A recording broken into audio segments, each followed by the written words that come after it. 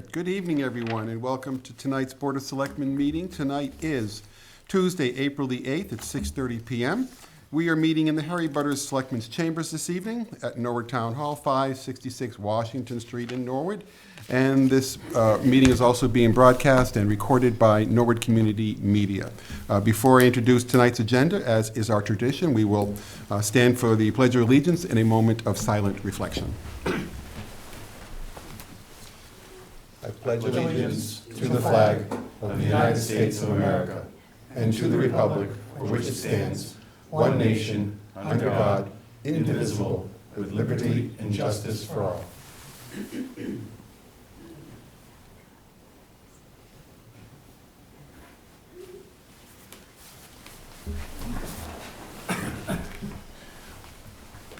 So this evening, we do have a busy agenda.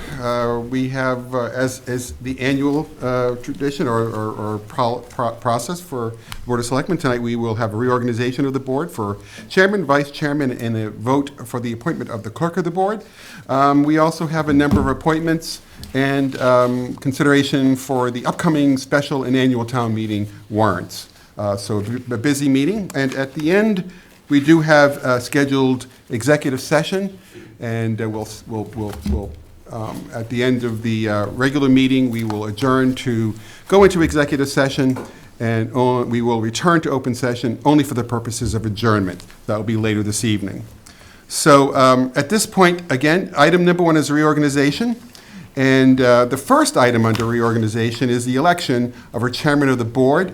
And I'm going to ask the clerk to read the motion, if you will, not the motion, but certainly the detail regarding our vote. Please, Christine. Good evening. I open the nomination to the board for chair. May I have a nomination? Mr. Plasko? Hi, I'd like to nominate Amanda Grow as chairman. Are there any other nominations? Seeing none, all in favor of Amanda Grow as chair? Aye. Please Aye. say yes. Aye. Opposed? Congratulations.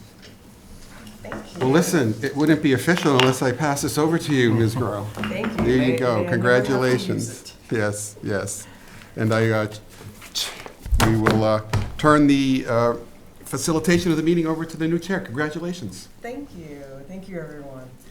So we'll get right to it because we also need to get to the election of vice chairman.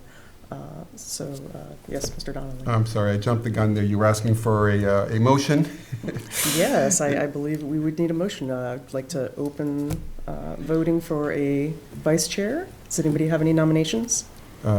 Madam Chair, I would like to nominate Mr. Plasko as vice chair of the board. Very well.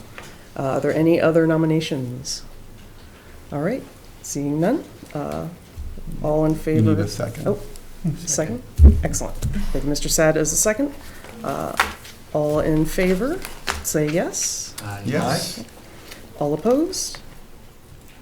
All right, unanimous. Congratulations, Mr. Plasko. Congratulations.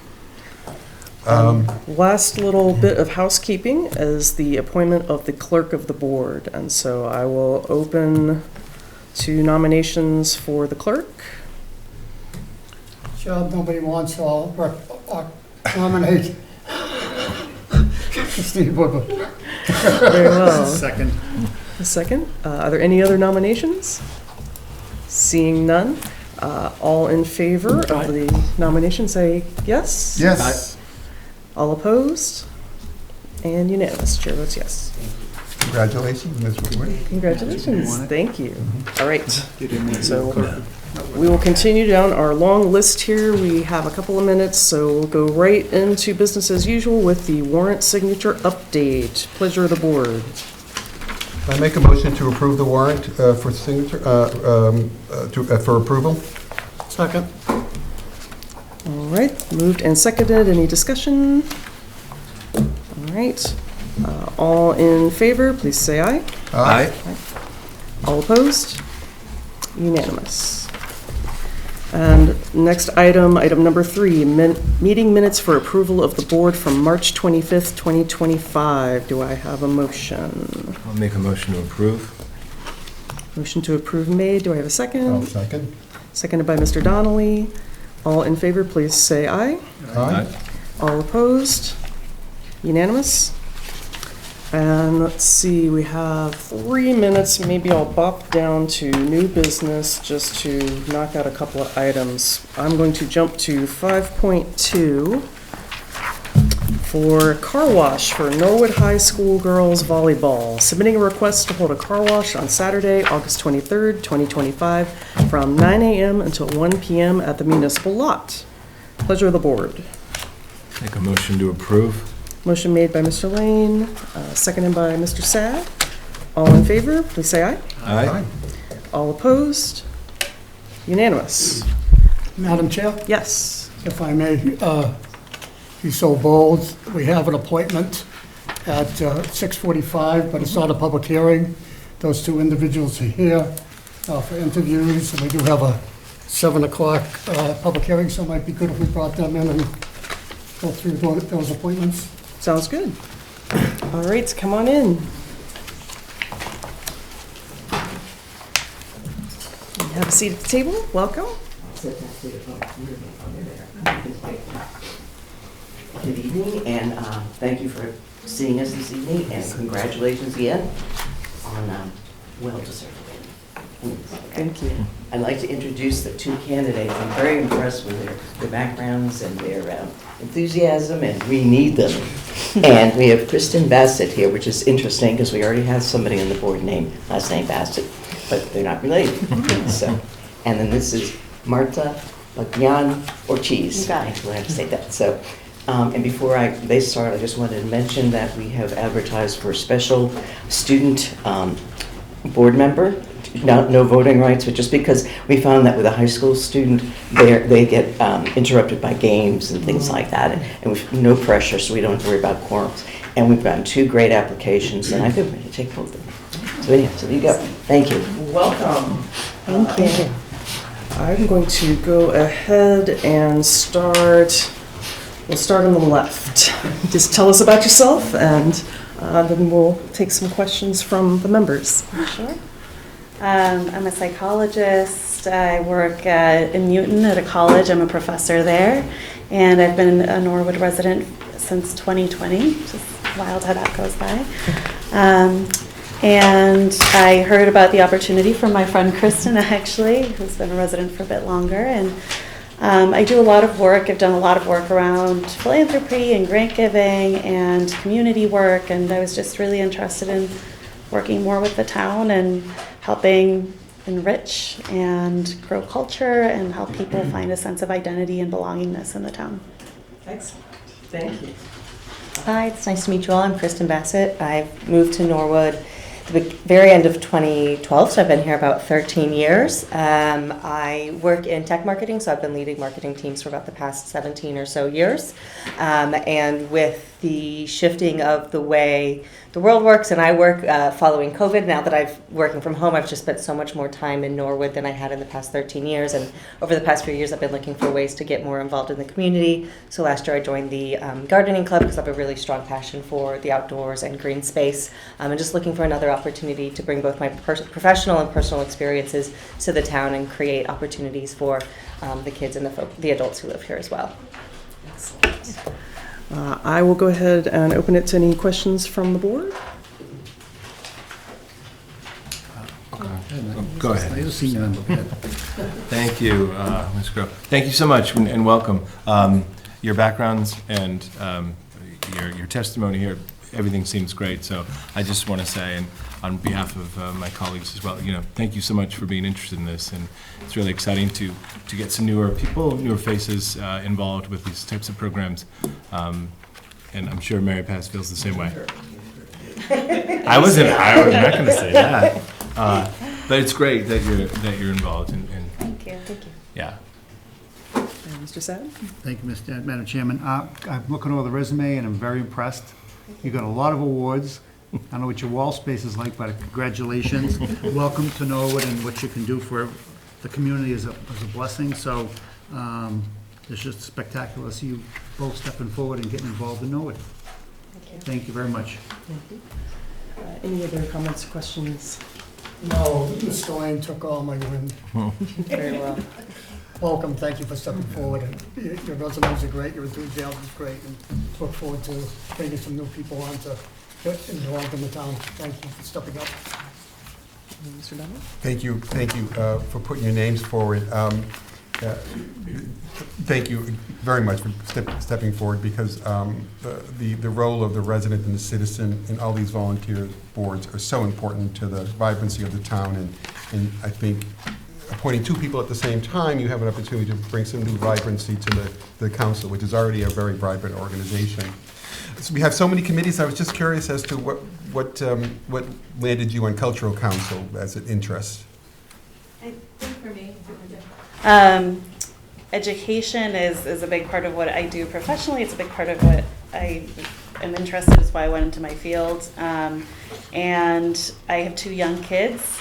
And part of it was me thinking about, what will this town look like for them to grow up here? And I wanted to think about, the arts, educational opportunities, cultural opportunities. What does it look like to not just go to school and work, but what does it look like to live here?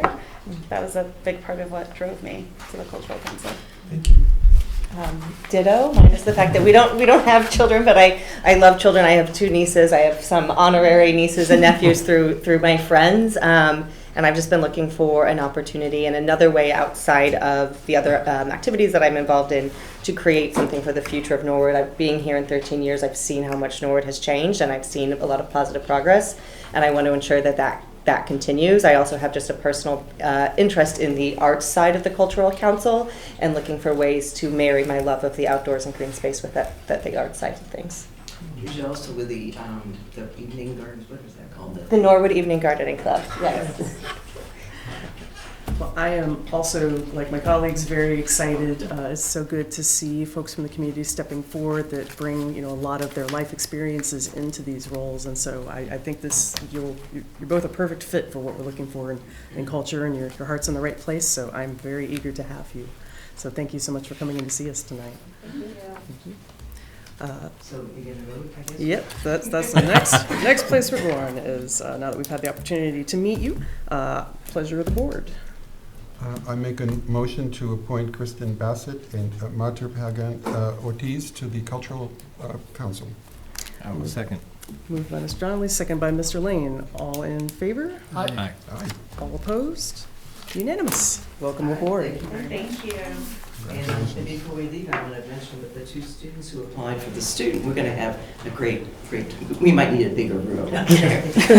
One of them is very well versed in the sciences and has done work with robotics and worked at MIT, and she's interested in that health career. And the other one has done a lot of fundraising and, activities and festivals. So we got it. Excellent. Thank you so much. Great. Have a great evening. Thank you. Great work. Have a good night. We'll see you again.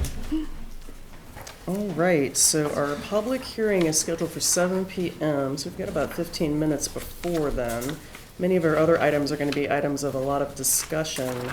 Do we want to try to get a couple more rote items out of the way first? Yeah. Yes. So if that sounds good to everybody, we'll move to the next car wash, which is 5.3. This is car wash for the Norwood Parent Music Association, submitting a request to hold a car wash on Saturday, May 17th, 2025, from 9 a.m. until 1 p.m. at the municipal lot. Pleasure of the board. Motion to approve? Made by Mr. Donnelly, seconded by Mr. Lane. Any discussion? Seeing none, all in favor, please say aye. Aye. All opposed? Unanimous.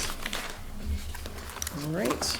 5.4, another car wash for the Norwood High School Girls Soccer, submitting request to hold a car wash on Saturday, May 31st at 2025, and Saturday, June 7th, from 9 a.m. until 1 p.m. at the municipal lot. Pleasure of the board. Motion to approve. Motion to approve made by Mr. Sad. Second. Seconded by Mr. Lane. Any discussion? All in favor, please say yes. Aye. All opposed? Unanimous.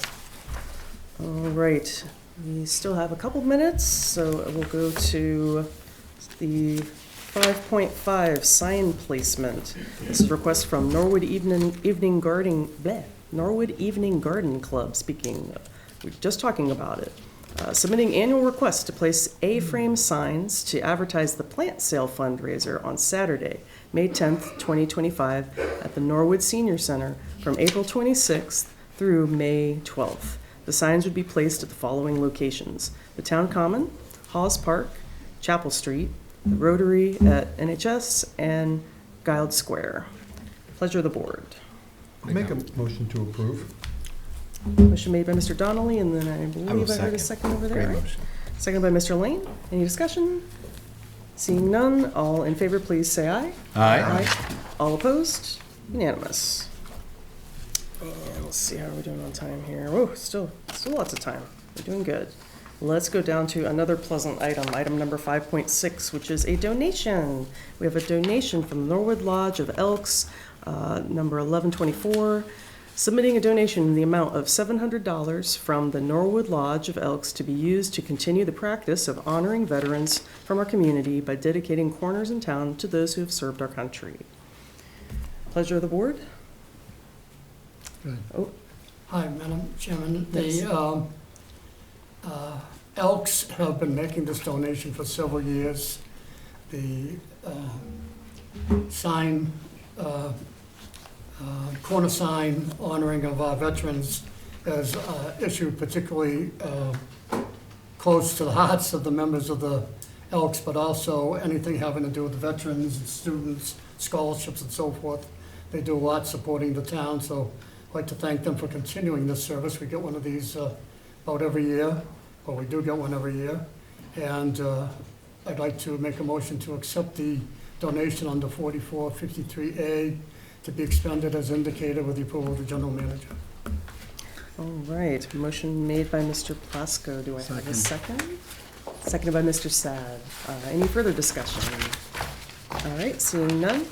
All in favor of Mr. Plasko's motion, please say aye. Aye. All opposed? Unanimous. Thank you very much. And can we squeeze in a field request? Number 5.7, Bond Street Field Use Request.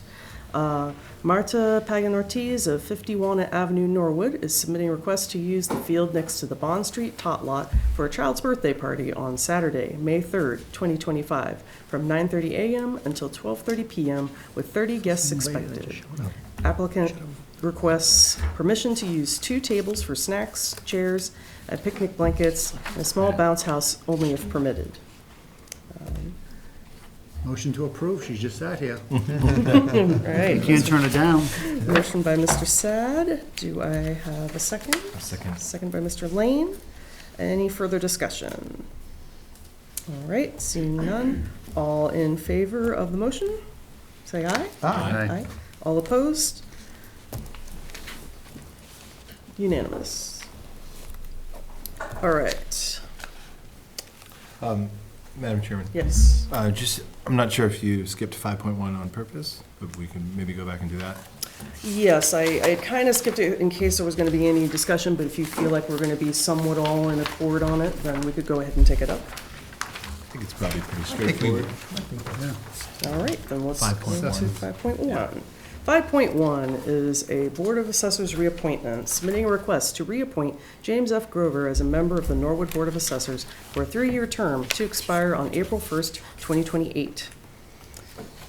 Do I have a Motion to approve.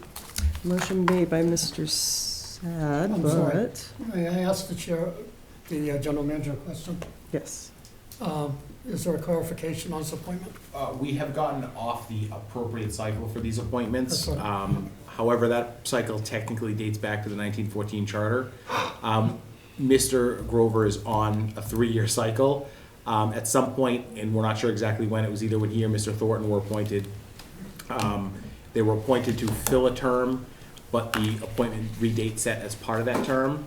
But they're all now on a 3-year term. It's just an off cycle. We're still trying to figure out the math to go back and Well, I at some guess point reappoint somebody for 2 years. The issue, if it's not clear, is I recognize that we're appointing, being requested to appoint Mr. Grover And we just, a couple of weeks back, we appointed Mr. Thornton. Mhm. And it's a 3-year terms, it should be alternating, Right. shouldn't be two at the same time.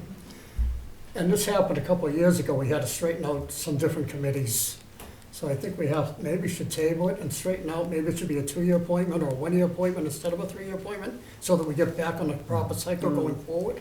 Sure, we can look into doing that. The only challenge is at some point there was, and this is going back maybe 15 years, I'm not sure when Mr. Grover was originally appointed, the clerk's office had some damage, and there was some records actually damaged in 2012 in the manager's office that had the appropriate dates for a lot of these committees. I know Conscom is one of them, Historic Commission is one of them. At some point, we just got them all in 3-year cycles. If Yeah, you, but the point is, things happen, that happened, should we be taking steps to correct it? we can, if we're not sure exactly what the date that the error was made, we'd sort of be, we can look into it if you want to table to your next meeting about whether it should Correct me be. if I'm wrong, did we two- just reappoint Mr. McDonough as well? I think that was, I think that was more than a year ago, That was Yeah, I one think year that ago? was not Yeah. this year. Yeah. so. Why don't we just do 1 year? No, Bill? Hmm? Do 1 more year? No, I think if you take, so under the charter, they serve until somebody else Okay. takes the position. So if you want to table till the 22nd, we can try to figure out exactly No what problem with the the, appointment, just the terms. Yeah, I know what you're saying, yeah. or you could make an appointment to appoint him through the end of whatever the natural, well, no, we got to look at it because it could be that Right. Bob's term is off the rotation. We have a bunch of appointments need to be made this month that we haven't got on the agenda for tonight's meeting. So why couldn't we just table this till then? Sure. We absolutely can And if you make them all want at to. once? Yeah, no, I agree with that. I Mr. like Sad, to- would you I like withdraw to? my motion. Very well. Do I have a motion in lieu of that motion? Motion to table? Second. Motion made by Mr. Donnelly to table and seconded by Mr. Lane. Any further discussion? All right. All in favor of the motion, please say aye. Aye. Aye. All opposed? Unanimous. Bill, you've got a good memory there. Yeah, no, that's good. excellent. Thank you, Mr. Impressive. Works Plasko. once in a while. You better take up fishing, Bill, good pick. Sometimes a little slow. All right. So now, my recollection is we cannot begin our public hearing until it's actually 7. So we Yeah, still have 5:8. a couple little minutes here. Let's see if we can get some other small items done. Maybe let's try 5.8, which is a road race request. This is from 22 Mohawks Honor and Remember 5 Miler, submitting a request to hold a road race on Sunday, June 15th, 2025, from approximately 5 a.m. until 11 a.m., including setup and completion. The route would begin on Eagle Street and end back at Norwood High School. A complete list of streets that will be included, as well as a detailed map, are attached to the application. Do I have a motion on this item? Make a motion to approve the request. Okay, motion, Mr. Lane to approve. Do I have a second? Seconded by Mr. Donnelly. All right, any further discussion? Do we advise the police department as to the race coming up? We do. Okay. Excellent. All right. All in favor, please say yes. Aye. Aye. All opposed? Unanimous. All right.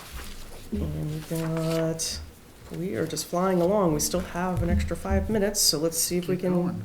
go to 5.10, which is our cemetery deeds. Do I have a motion?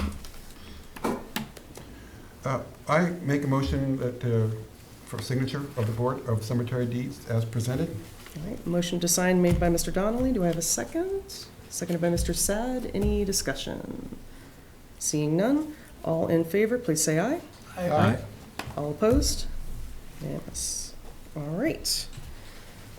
That's, The road closure, yes, 5.9. 5.9. We have another road closure, 5.9, which is for the Bernie Cooper Park dedication. Submitting request to close the paved way between the streets of St. Paul and St. Joseph Avenue on the date of May 9th, 2025, from 4 p.m. to 6:30 p.m.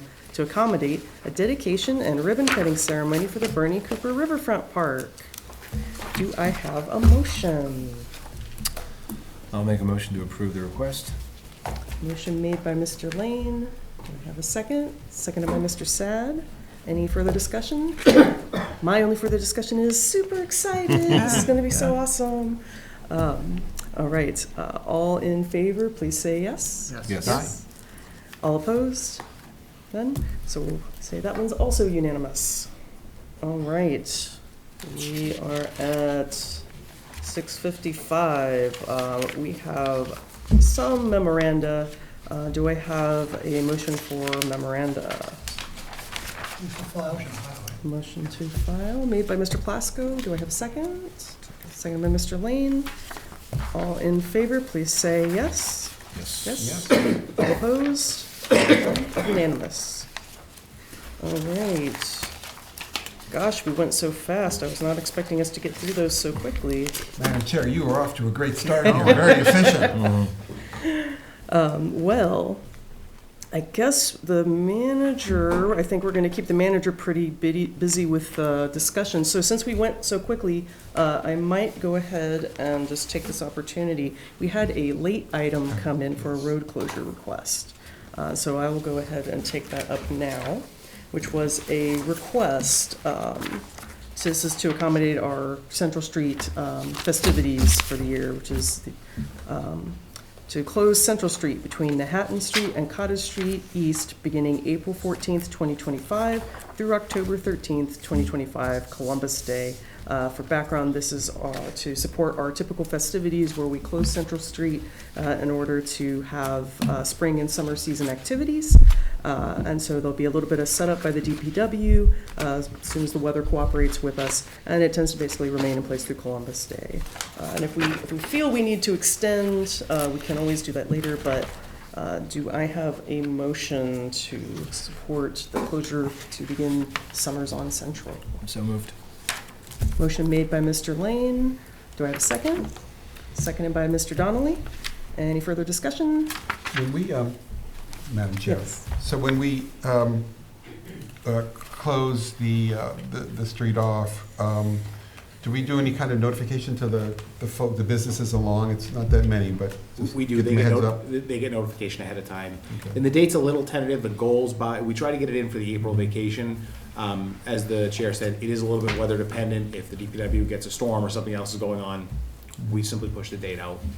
And would we also, I noticed in the past we've done this, for the businesses that are located, do we provide, if requested, accommodations for their parking needs for their clientele, or? We do. I don't think we did that this past year, Okay. and I think it was fine. So I think, again, if the request came in, we would look at it. But I want to say this past year, there wasn't a desire, or there wasn't a need to. Excellent. Does it include have you stored the turf up for the winter and now you're gonna roll that out again? We did. I think facilities or DPW is anxious to get it out of storage and get it out there ready to get the rest of their equipment. Very good. Very good. Excuse me, Mr. August, you've just logged on. If you could mute yourself, please. That's all Just I mute had. yourself. Can you hear me okay? We can, if you could just Yes. mute yourself until we get to your board Loudly, we meeting. can hear you loudly. Oh, yes. We're Just a almost few ready moments. for you. One moment. Sorry, Madam Chair. Nope, it's fine. So at this point, any further Motion to discussion? approve the request. Yep, motion was made and seconded, and now that we're through our discussion on it, all in favor, please say aye. Aye. All opposed? Unanimous. All right, now we are just in time for our hearing. I am going to read Mr. Plasko. You have to Start with check the clerk Yes. reading the public notice, please. Yes. Excuse me. The Town of Norwood Board of Selectmen as Cable Television Licensing Authority under MGL 166A, Section 1, will hold a public cable license renewal ascertainment hearing on Tuesday, April 8th, 2025, at 7 p.m. at Norwood Town Hall, 566 Washington Street, Norwood, Mass. Excuse me.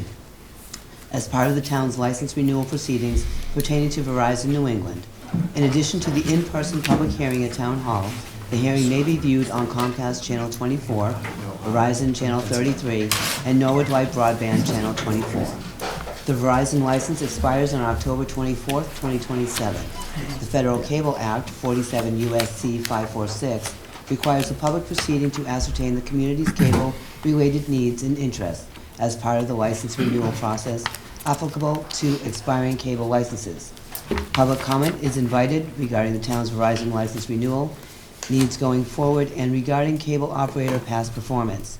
For further information and copies of renewal records, contact the town's general manager, Tony Mizuko, care of Town Hall, by order of the Board of Selectmen as license issuing authority. Thank you. Mr. Plasko, would it be too much to impose on you to facilitate the public hearing since you're very Thank you, close Madam to the Chair. matter? I'd like to read this opening statement as part of this public hearing, if I may.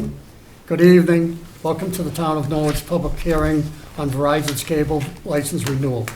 This hearing is part of a cable license renewal process to ascertain the community's cable-related needs.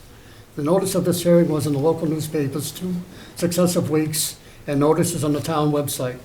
Copies of the legal advertisements are here, entered into the hearing records as entertainment hearing exhibits 1 and 2. By way of background, Verizon's cable license expires on October 24th, 2027. Federal and state law require holding public ascertainment proceedings, including this hearing. We will receive comments and testimony from the public and interested persons about what cable-related needs and interests are important to the town and the public, and about how Verizon has performed under its existing license. Before proceeding to public comment, I would like to thank the members of the public for their participation, thank Mr. Jack Tolman and members of the Norwood Community Media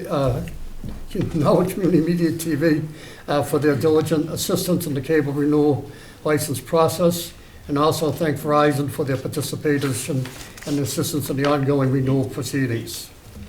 This proceeding will be open, and we will be accepting comments about all Verizon cable-related matters, including but not limited to customer service, license administration, the town's needs regarding the local studio, community programming and public educational and governmental access, and maintaining support for the town's very important local channels and video origination capabilities.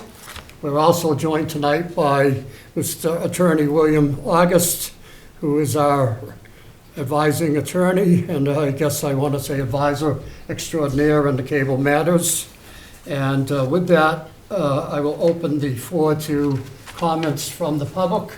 I see gathered before us representatives from Norwood Community Media, so we'll start with those individuals, and recognize Mr. Tolman to start off our presentation, please. Okay, thank you. I'm Jack Tolman, Executive Director of Norwood Community Media. And just a brief introductions. Megan Corbett is our station manager. And with us here is Brian Gagliard, who's an NHS TV junior TV student. And showing support behind us are Scott Murphy and Brian Killian, who are members of the Board of Directors for Norwood Community Media. What we'd like to do is just kind of talk about how important the funding is as part of the relicensing for Verizon. And we feel one of the most original and important reasons we exist is our government meeting coverage that has been ongoing since day one. And to highlight some of those activities, I'm going to have Megan speak on that. Hi, I'm Megan Corbett, Station Manager. NCM provides coverage for 15 boards and committees, recording approximately 20 government meetings each month across these groups. NCM is present at these meetings to keep the entire community informed about the work being done by these boards and committees. This coverage offers valuable news and insight into how Norwood is managed, how decisions are made, how town funds are allocated, and how improvements are planned and carried out. Coverage of these meetings also show how hard Norwood employees and volunteers work every day to preserve and enhance the town's quality of life. NCM's mission with our government coverage is to share that story with the public. Not every day do you hear about the incredible work being done by the Trails Committee to create outdoor spaces for residents, or the projects the Community Preservation Committee is restoring, like the development of the Bernie Cooper Park or restoring the Memorial Hall benches.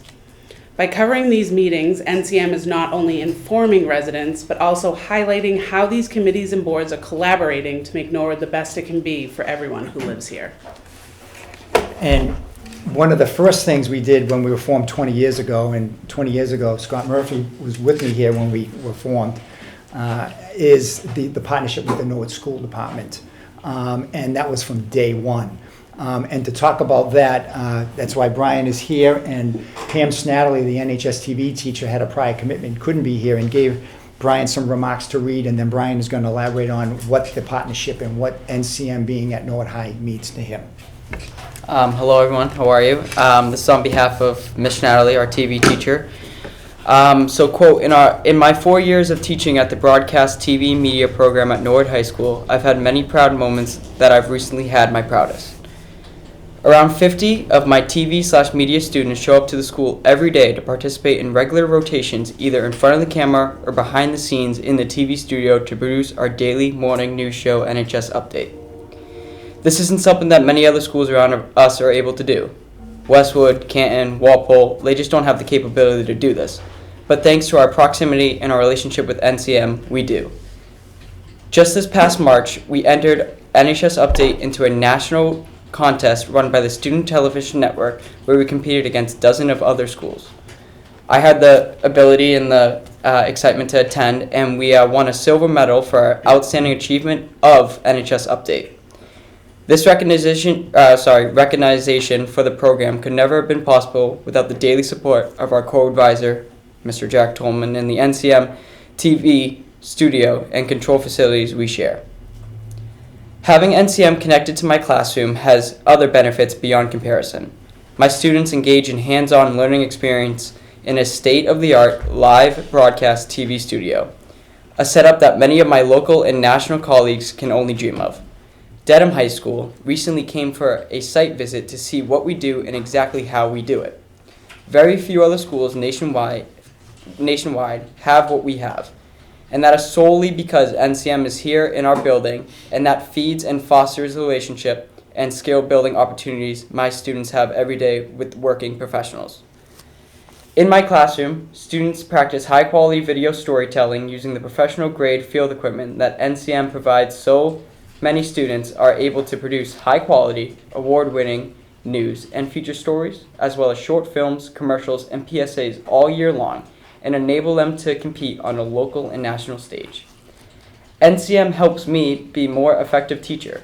When I get stuck with some kind of technology issue, whether it being a digital editing issue or a broken camera, I always feel welcome just to swing by their office and ask for help. I've never needed to wait on hold for tech support to maybe get back to me in a couple of days, because NCM is right here solving my problems in real time. Professionally, the volunteer and work opportunities MCM offers many of the students, including myself, both on and off site, are inevitable by media teachers like me. Real life experiences and making connections are keys to opening doors and climbing the ladder of success in the media industry, and NCM provides those things. Having the TV studio shared right here at the school and the access to the NCM staff allows for unending content creation creativity. Students challenge themselves through high-pressure live broadcast experience. Opportunities to collaborate with not only peers but professionals, and students are inspired to take on leadership roles. I am so grateful every day for this partnership, and not quite sure how the TV program could possibly continue to thrive as it does with NCM by our side. Thank you for listening. And then this is on behalf of me. So I'm here today to talk about the relationship with NCM and NHS TV.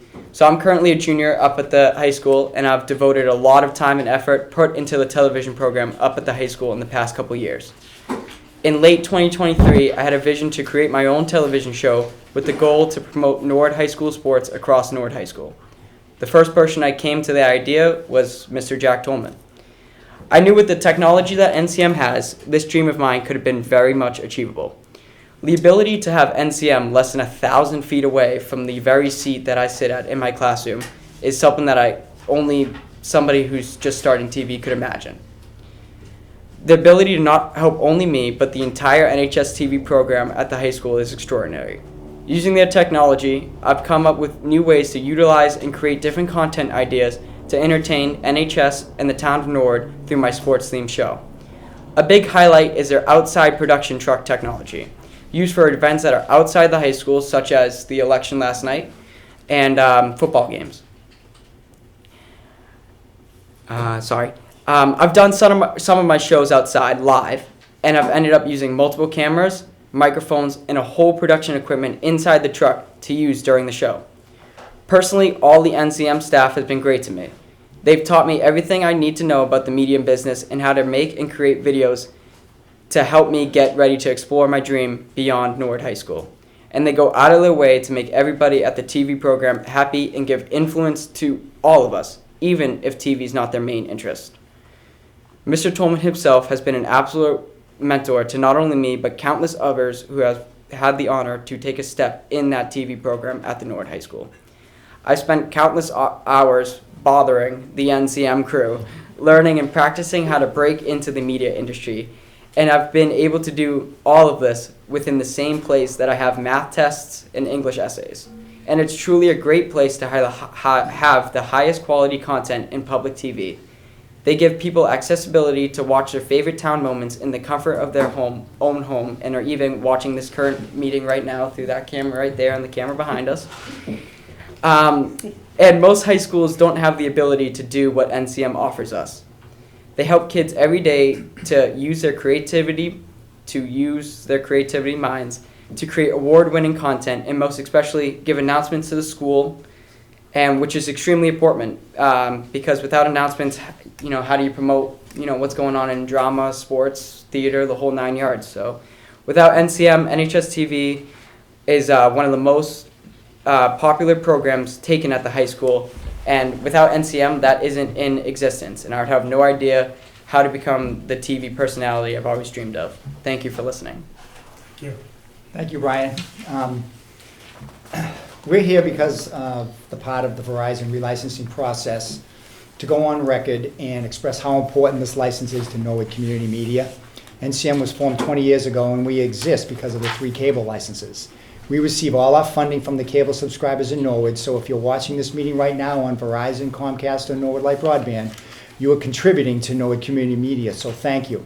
We take this very seriously, and it's not our money, but your money, and we try to give you the best, and we give you your money's worth. Last year, we produced over 500 programs that were broadcast on our channels, and it's not the number that drives us, but the impact these programs have had on our community and the difference they make in people's lives. Programs like Exercise with Steve.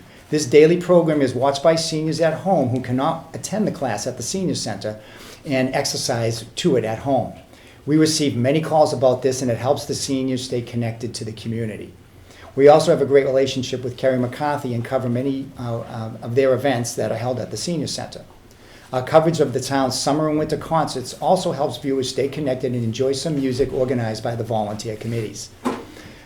Another great example of how we make a difference in people's lives is our coverage of the Memorial Day, Veterans Day, and July 4th parades. We know that many cannot attend, and our live coverage brings these Norwood traditions into the homes so they can be enjoyed live as they happen. Our promotion and coverage of events at the library highlight all the good things happening every week at the library. We have a great partnership with the rec center and help them promote all the fun activities that they have all year long. Mark Ryan is always available to help us update the town on all the DPW-related projects. For important town news and updates, we work together with our town manager, Tony Mazzucco, so he can deliver the information, and he knows it will be broadcast by the end of the day. I believe a great town is built on great volunteers, and there are many residents who give their time and give back to Norwood. Norwood Community Media is proud to help them promote all the good things they are doing, and we also cover their special events. Organizations like the Circle of Hope and their Luminary Night and Dancing with the Stars, the annual Friends of St. Nick Luncheon. These events sell out, and viewers can count on NCM's live broadcasts and rebroadcasts so they can watch at home. This is our way of contributing to these fundraising events. When we help the local business community and have produced over 30 living local segments over the past 2 years, these programs introduce you to the people that have invested in our town, and you'll learn what their business offers. It is our way to help them promote their business. Our live sports coverage provides the opportunity for Norwood athletes to be on TV. This allows family, friends, and alumni to tune in and see how the Mustangs are doing. We cover all sports, and there are not many community media stations around whose broadcasts have included golf, tennis, and swimming. We enjoy the technical part of producing these games, and our volunteer announcers are top-notch and provide fair coverage for both teams. We also appreciate it when the local businesses such as Lewis's turn their TVs to NCM so everyone can watch the Mustangs. And finally, Norwood Digest and Norwood News. Norwood Digest, with our first volunteer, Jack McCarthy, interviews guests with Norwood ties or may have an upcoming event that we can help them promote. Norwood News challenges the staff creatively, and we collaborate to write and produce and edit this weekly half-hour newscast. It combines everything that we do into one program: breaking news in town, government meeting recaps, human interest stories, sports updates, and school department highlights. In addition to our programming, we take great pride in managing our equipment, inventory, and infrastructure. As I said earlier, this is the cable subscribers' money, and we want to deliver the highest quality possible. We have a capital spending plan in place to maintain and replace our equipment, and it is scheduled and forecasted out for the next 10 years. As you have learned, sharing the equipment, inventory, and staff with the high school TV program has created a partnership that has a great reputation in the local area. We've learned a lot about the infrastructure from our partnership with the Skating Club of Boston. They worked with us during the construction, and we have fiber cable drops around the rink and mounted cameras in a control room. With this experience, we took the advantage of the construction of the new field behind the high school and installed fiber cables and distribution boxes to improve our setup time, and they allow for fun post-game interviews live from the field. As part of our capital plan, we've upgraded our storage server, which is used daily and stores thousands of Norwood programs and events produced by NCM and the school department. I'm very proud that we have organized and archived and backed up all these programs. Also part of our capital plan, we have purchased new cameras for our studio, and we are relocating the current cameras to the new Coakley Middle School. We have worked closely with the Middle School Building Committee and Vertex, and the construction includes a TV studio with fiber wiring from the gym and the auditorium back to a control room. NCM has made a financial commitment to install video equipment so students can learn video production at a younger age. In closing, NCM has won many awards over the past 20 years, and we share them with the town.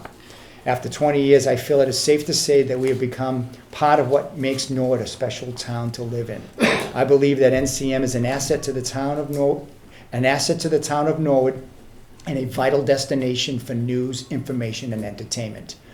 I hope this presentation provides insight as to how important it is that NCM continues to receive the funding that will be provided by the relicensing of the Verizon cable licenses in town. Thank you. Thank you. I notice you have a couple other guests with you, and in particular, I'm looking at Mr. Murphy. I think he goes back to day one with NCM. Welcome this evening. Before I go to any questions or further comments from your organization, I'd like to go to Attorney August. Mr. August, Attorney August, did I abbreviate my opening statement? My question is there a period for the board to receive written public comment beyond this evening, or is tonight the ascertainment hearing period? That's a great question. The answer is yes, because even though tonight's hearing must close by a date certain and a time certain, federal law, Cable Act, specifically provides for an ongoing process of the local licensing authority to keep the window open, separate from any hearing, but just to provide an opportunity for the public to submit comments and information. And they call that the ascertainment process to ascertain needs. It actually grew out of broadcasting law, where before there was even cable, the FCC would keep an open record on the different licensees to allow the public to have input and comment on TV and radio licensee needs. So they carried that forward in a slightly different form into cable. So yes, and so for the benefit of the public, even after the closing, even after tonight's hearing closes, there should be an open record for submission of comments. That ascertainment process is supposed to terminate if the town switches from informal renewal negotiations into what the Cable Act calls a formal process. but we usually wrap it up more cost effectively through the informal process. Thank you. So now it's going to stay open for a while. I'm glad you asked that. Thank you. Thank you. So I would just continue with a statement to the public, anyone who's watching has decided that they have something they'd like to contribute to this discussion and review of the renewal of Verizon's cable license, that if you have any further comments or concerns about the license for Verizon, to please put your comments in writing, address them to Selectman William Plasko, and send them to Town Hall at 566 Washington Street, and indicate clearly that their comment on the Verizon cable renewal license. Thank you. With that, if I may, before going off to other members, if they might have anything to say or questions, because I don't see anyone else here to ask for their comments, I'd like to ask you folks, what is your specific, if any, working relationship with Verizon?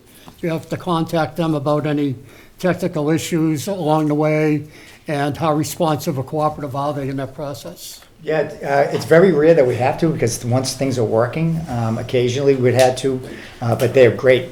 For all three companies, if we have an issue with our signal quality, we have a tech number to call, and then they'll come out, or if they can fix it remotely, they will. So we have great relationships with them. Okay, so sometimes in the past when we've been renewing some of these licenses, we've needed to ask different providers to do different drops or different services. Don't see anything new necessary to be requested of Verizon at this time? Correct. Yeah. And they're, part of the construction of the new middle school includes some of that language, and they're following the license. Okay, and you did mention capital equipment plan funding, of course, to try to keep up the high quality that we've become accustomed to from NCM. How's that going? Are you relatively satisfied with the amount? Do you need a large increase in support? What's your financial comments? Well, I think the most in the cable license you can get is 5%, and that's what we're at. So we're at 5%. So and then that's what we budgeted for, and then we get some capital funding on top of that. But that's like, for example, why we just rotated the cameras. So we kind of factor out when the life of the cameras or the computers we use. So we kind of have a system in place where we're going to replace them before they don't work. So. Okay. Thank you. Yep. And again, I don't see anyone here to offer further comments unless members of the board would like to ask questions or make comments at this point. Madam Chair. Thank you, Mr. Vice Chair. I am in support of this, and I just wanted to mention specifically how much I enjoy the NHS TV. So I just wanted to make sure, since you were right in front of me, that I would mention that, because I enjoy all of the programming that's available, but I did want to take an opportunity to call that out as one more bullet point for why we should be continuing to do this. It's so important. Mr. Sapp. Oh, thank you, Mr. Plasko. I want to thank Jack and Megan and the guy in the back there, Scott Murphy, because you guys you bleed Mustang Blue. That's my favorite channel, and everything you do, and if you remember Jack, probably 20 years ago, Scott, with the Cyclones, I took the camera from you, Jack, and you said, "Don't break it, Mr. Sad," because we were out in Worcester, and I filmed it, and I told the referees and everybody I was with ESPN, and they bought it. So we had a great game. We didn't win that game for the state championship, but I had Coach Scott's daughter on that. We had a great team and a great run, and football, and hockey, and baseball, and golf. You do it all. Your whole team bleeds Mustang Blue, and I just want to say thank you, and I've always said that at this seat for the last 2 years, that NCM is just the cream of the crop, as Helen would say, the crown jewel of the Commonwealth, for what you do for the town of Norwood and this people, and I just want to thank you, and keep up the great work, and if you need anything, see Scott Murphy. Thank you. Thank you, Jack and Jean. That's it. Mr. Yeah, what's your name, Mr. Donnelly? Boy, we forget too fast, don't we? How quickly we forget. Yeah. Thank you, young man, for the fine presentation. That's really impressive.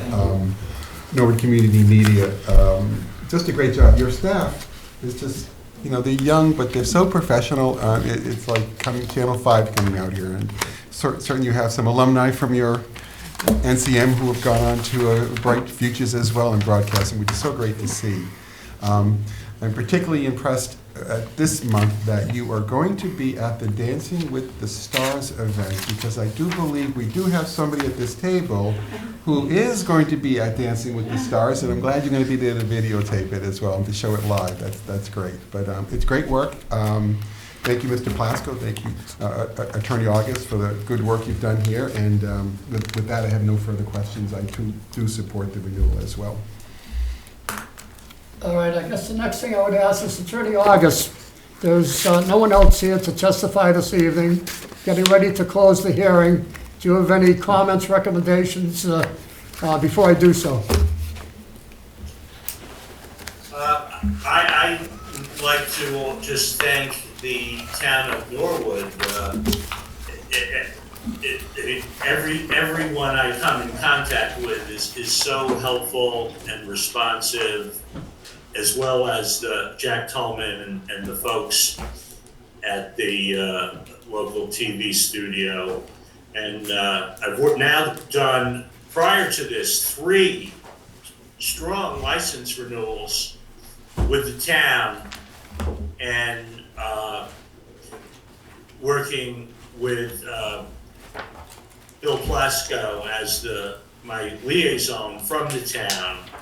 And he has reinforced and helped out at every twist and turn, with every word and comment. If we have questions, should we do it this way, that? He's always like the most responsive guy so I thank the town. And other than that, I would just say, just share quickly, because you know this, it's clear from the interaction between the town and the access provider that, I go to a lot of these hearings year-round, and all the towns are voicing an appreciation that the local channels are really part of the fabric of the community. So it may sound like a technical,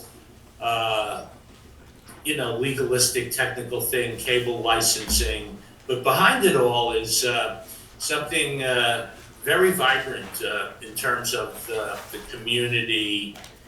Information sharing, we're a democracy, and it gets out unique information that people can't get anywhere else. So it's an interest on a person, and that's a human thing, not just a technology thing.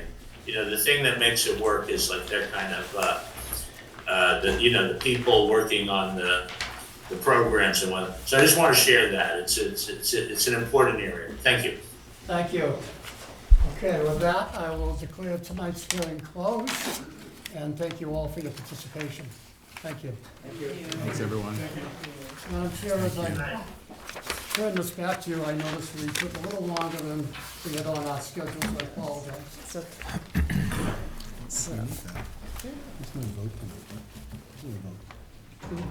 No votes. excellent. All right, well, I believe then we are prepared to move into some much heavier discussions. So if we're ready, we can go ahead and bring in the FinCom. Welcome. Hello. I don't know if Jeff's gonna do And it. let us know if you need more chairs, we can bring a couple more in. You're good there.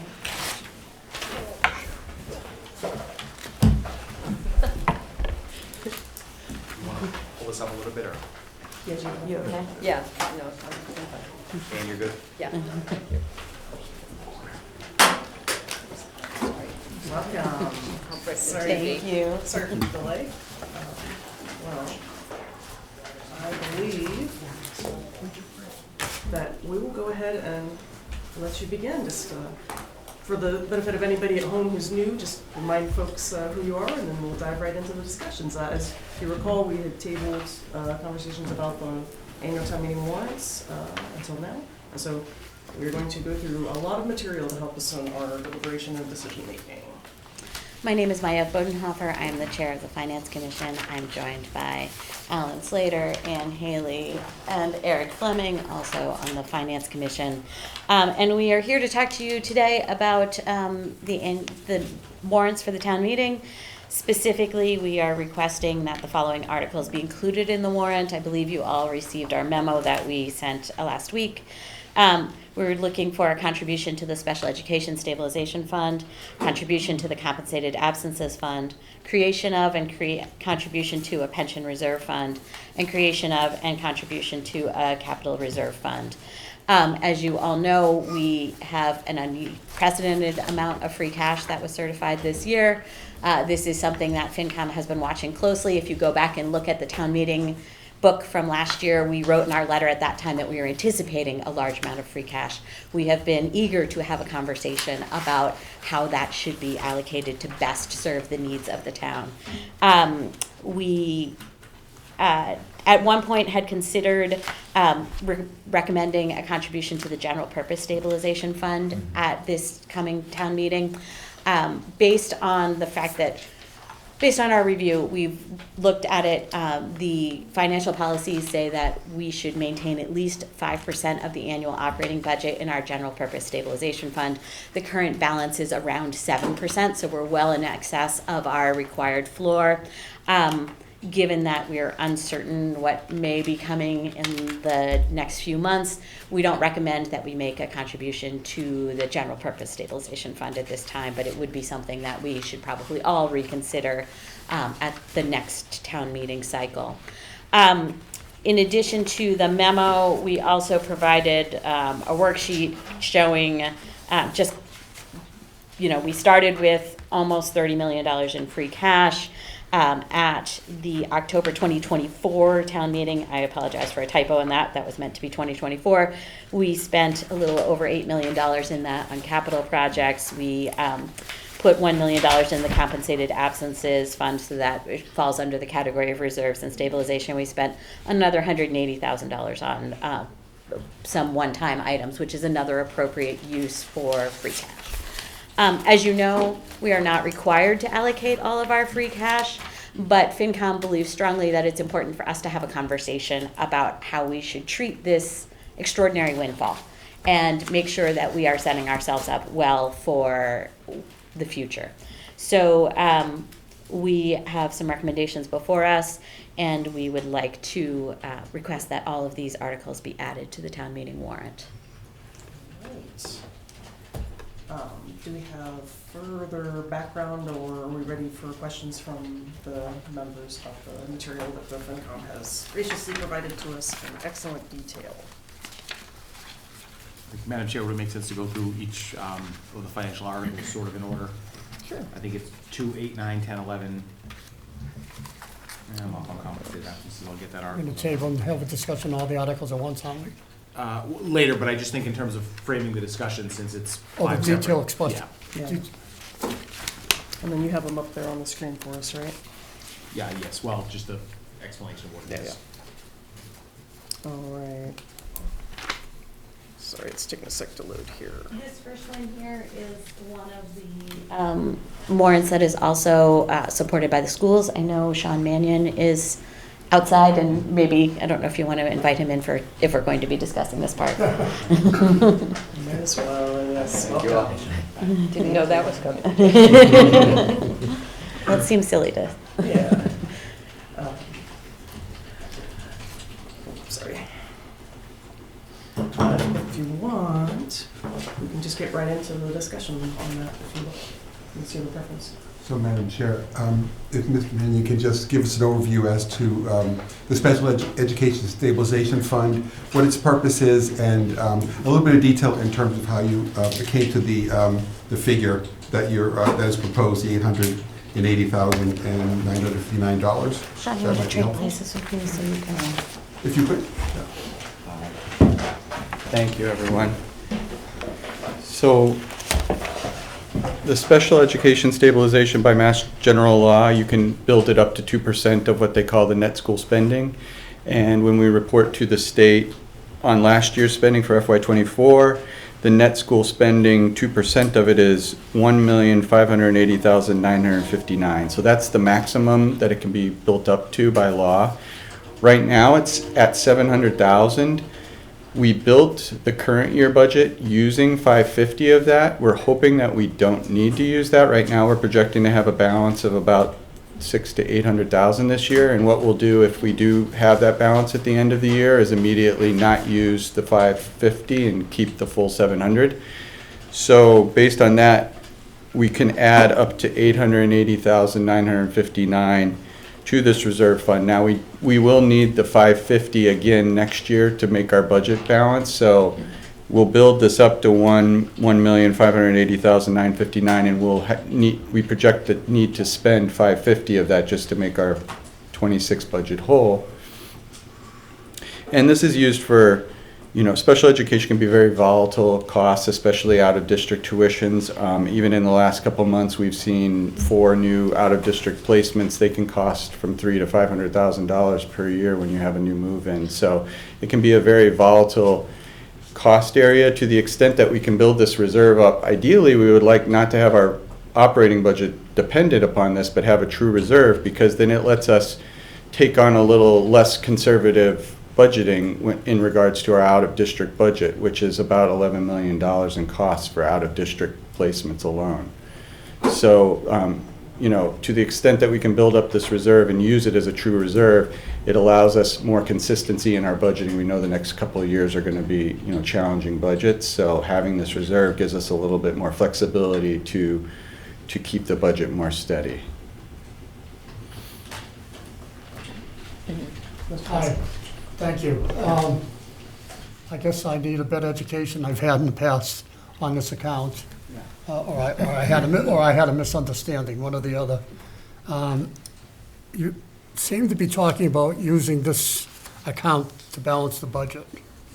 I thought this account was for volatile changes in special education, which we know so many factors come in, students moving into town and so forth that we didn't count on, so it wasn't budgeted for, so we need funds, so we have this account. But the way you talk about budgeting, it sounds like you've set this year's budget using some of these funds, which isn't a volatile situation. You don't know until it's occurred. Am I missing something here? You're not. What you're talking about is what we would like to have this funds for again in the future. The superintendent and I and the school committee, when we came in July, the FY25 budget was already built, and it needed $550,000 because it was a challenging year last year. And so going into next year, another challenging year, we kept that need for $550,000 coming out of this. Ideally, in the future, we get back to what you're describing, and this is just a true reserve fund. That's where we want to eventually get to. Okay, thank you. Yeah. Further questions, comments on this item? Next one is compensated absences. Yep. Thank you. Thank you. All right.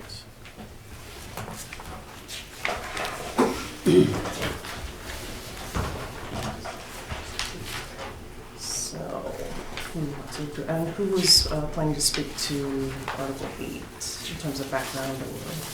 I can give it over if you like. Sure. So I think as the as the board and the FinCom's aware, we established our compensated absences fund a few years ago. This just funds our mandatory liability for sick and vacation expenses when an employee terminates service. On the one hand, it has saved us the end of the year looking for $200 in this budget and $400 for this budget. So from an accounting standpoint, it's been easier for us. I don't know if it's necessarily easier for the staff in the accounting office. We have about $2 million in there as the rough fund balance. There's $125,000 in the base budget to allocate towards compensated absences. Our long-term goal would be that at some point we would build both the fund up to maybe 75%, maybe 100% of the liability on our books, build that annual allocation up to roughly what we would expend in a year. It is going to take us time to get there.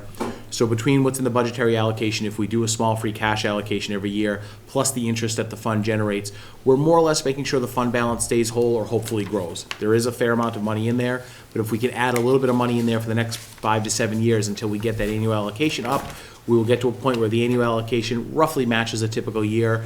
It's 50 to 75% funded, and then we are set for ever and ever in all future years of this community. So a small appropriation every year into it if we have it is appropriate. Mr. Plaskett? Sorry. Question.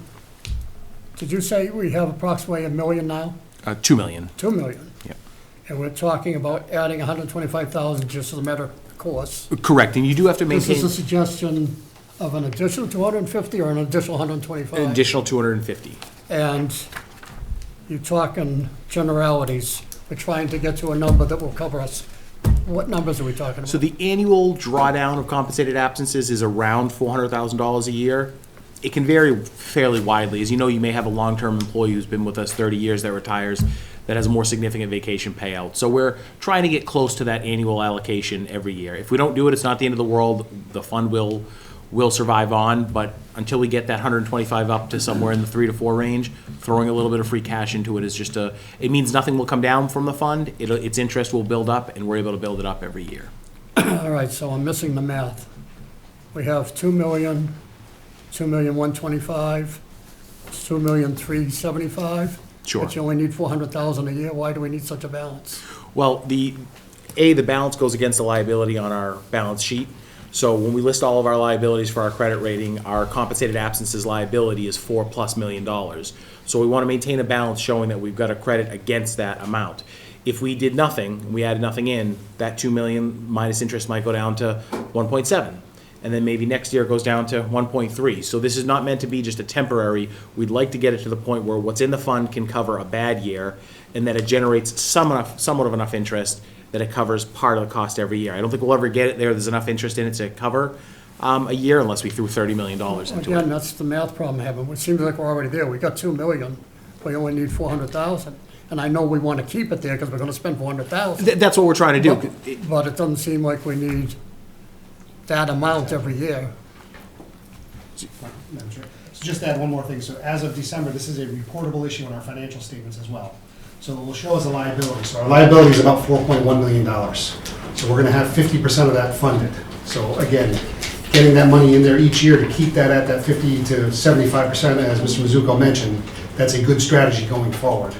So it's new with the Government Accounting Standards Board, that it's a reportable issue. You'll see two numbers. You'll see one that is the actual number that's gonna be paid out, estimated. And then there's going to be another one where they accrue the actual sick time of current employees. So there's going to be a very big number shown on the reports. But we're going to be worried about the lower number, which will be around that $4 million amount. Thank you.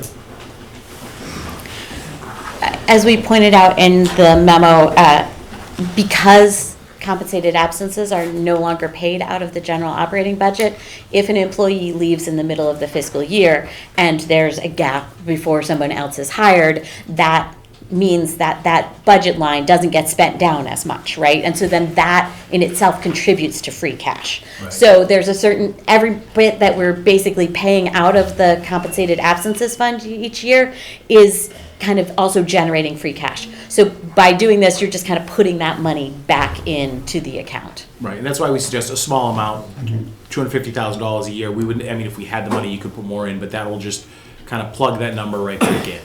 Just one small, just information. It's not a big enough number to make a lot of difference, but just for my education. Is this like a stabilization? Does the interest stay within it, or does the Yes. interest go to general fund? The interest stays in this fund. All right, thank you. Thanks. All right, anything further on Mr. Donnelly? I favor this in a very big way. The compensation absences, this process is doing exactly what we thought it was going to do for us, and we established it a couple of years ago. In addition to Ms. Bodenhofer's comments about how it helps us in the free cash, I think from an efficiency standpoint, we're spending a lot less time from an accounting standpoint at the end of the year figuring out the liability from departments and transfers because of the leaving of employees who they're entitled to this benefit. So overall, I think, Mr. O'Neill, you're going to agree with me that this has done exactly what you had, and you and Mr. Mizuko thought it was going to do for us. What was it, 2 years ago? I think so. Yeah, absolutely. It's a monthly, what we call a journal entry, so it's an easy process right now. And because the fund is there, we can Right. move the expenses over to that. Looks good on our financial statements, and it has appeared as a recommendation previously from our auditor's reports, so Correct. we're, I think we're all good. This is a very good program. All right, Mr. Sad. Just one question, is that number 400,000 consistent, or does it go 240, 700? Is there a high and low limit? There's an average of what we're going to spend in a year to get. It depends on your turnover number. and whether you have a higher turnover or lower turnover in any given That's year. it, Madam Chairman. All right, anything further on the topic of Article 8? All right, if not, then we can move on to Articles 9 and 10. So the Capital Stabilization Fund and the initial appropriations. Thank you. The FinCom has been looking at what are we doing with our total package of free cash this year and trying to make sure we're looking big picture. It's easy for us to have individual conversations about things that pop up right before us, but it seems this is such an unusual number that it's important for us to have a larger conversation about this. So if we were to follow the recommendations that are on this sheet of paper, I just want to say that we would be looking at taking a little over 10% of that free cash money and putting it in stabilization and reserves for the years ahead. This would recommend spending about 50% of the money on capital items, another 2.5% on one-time items, and then there'd be about we would be recommending spending about 25% of that on to support the FY26 operating budget, and it would still leave $3.5 million that would roll over to next year's free cash number. So I just want to make sure I set that stage before we talk about capital stabilization. We are aware that there are a number of capital projects that are before us. We do have a 5-year capital outlay plan. We also know that there are other things that are coming that are not necessarily in that capital outlay plan. We are currently undergoing a study about roofs on many town-owned buildings. We previously, in 2017, had done the long-range building study with regard to the school buildings. At that time, they recommended that we consider building a new middle school. As you know, we're well under the way on that. But there was also a large number of items that were called out that were going to have to be done in the remaining school buildings in order to keep them going for the next 30 to 50 years. There's also Town Hall is going to need some work. There's a lot of things that are coming before us, and they are things that are not even about expanding our holdings or anything like that, just protecting what we have. Investing in a roof is really important. You know, we don't want to allow our buildings to crumble. So we feel that it's important to take this opportunity with all of this free cash and say that we would like to dedicate a certain amount of it to those capital projects to protect the assets of the town. As I said, we already allocated $8 million in the fall town meeting. Looking ahead to next fall, we are probably somewhere in the $5 million range for capital projects. So this money could be covering both last year's and this coming year's capital items, but then even that doesn't bring us up to 50% of the money. And we think that possibly recommending another $2 million be put into a capital reserve fund. Alan, did you want to speak to that a little bit more about what you envision for a capital reserve fund? Again, thank you very much.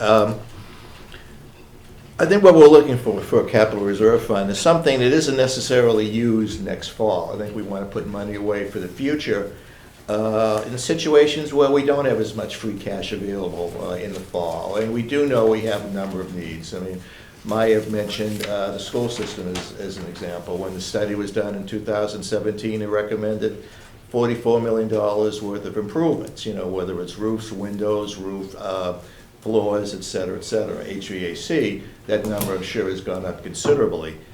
And, you know, when you have money available like this, you know, it burns a hole in people's pocket. We like to put it away into a fund which can be used in the future for some project. And it's some unnamed project. It could be a general government-related project. It could be a school-related project. But in general, we think it's prudent when you have that amount of free cash available to put a certain amount away for future use. All right. I believe we can go into questions and comments from the members. Mr. Lane? Thank you, Madam Chairman. Thank you for the memo too. It was really helpful. I think this is a really good idea. Just at least establishing the fund, I think that's a really great idea.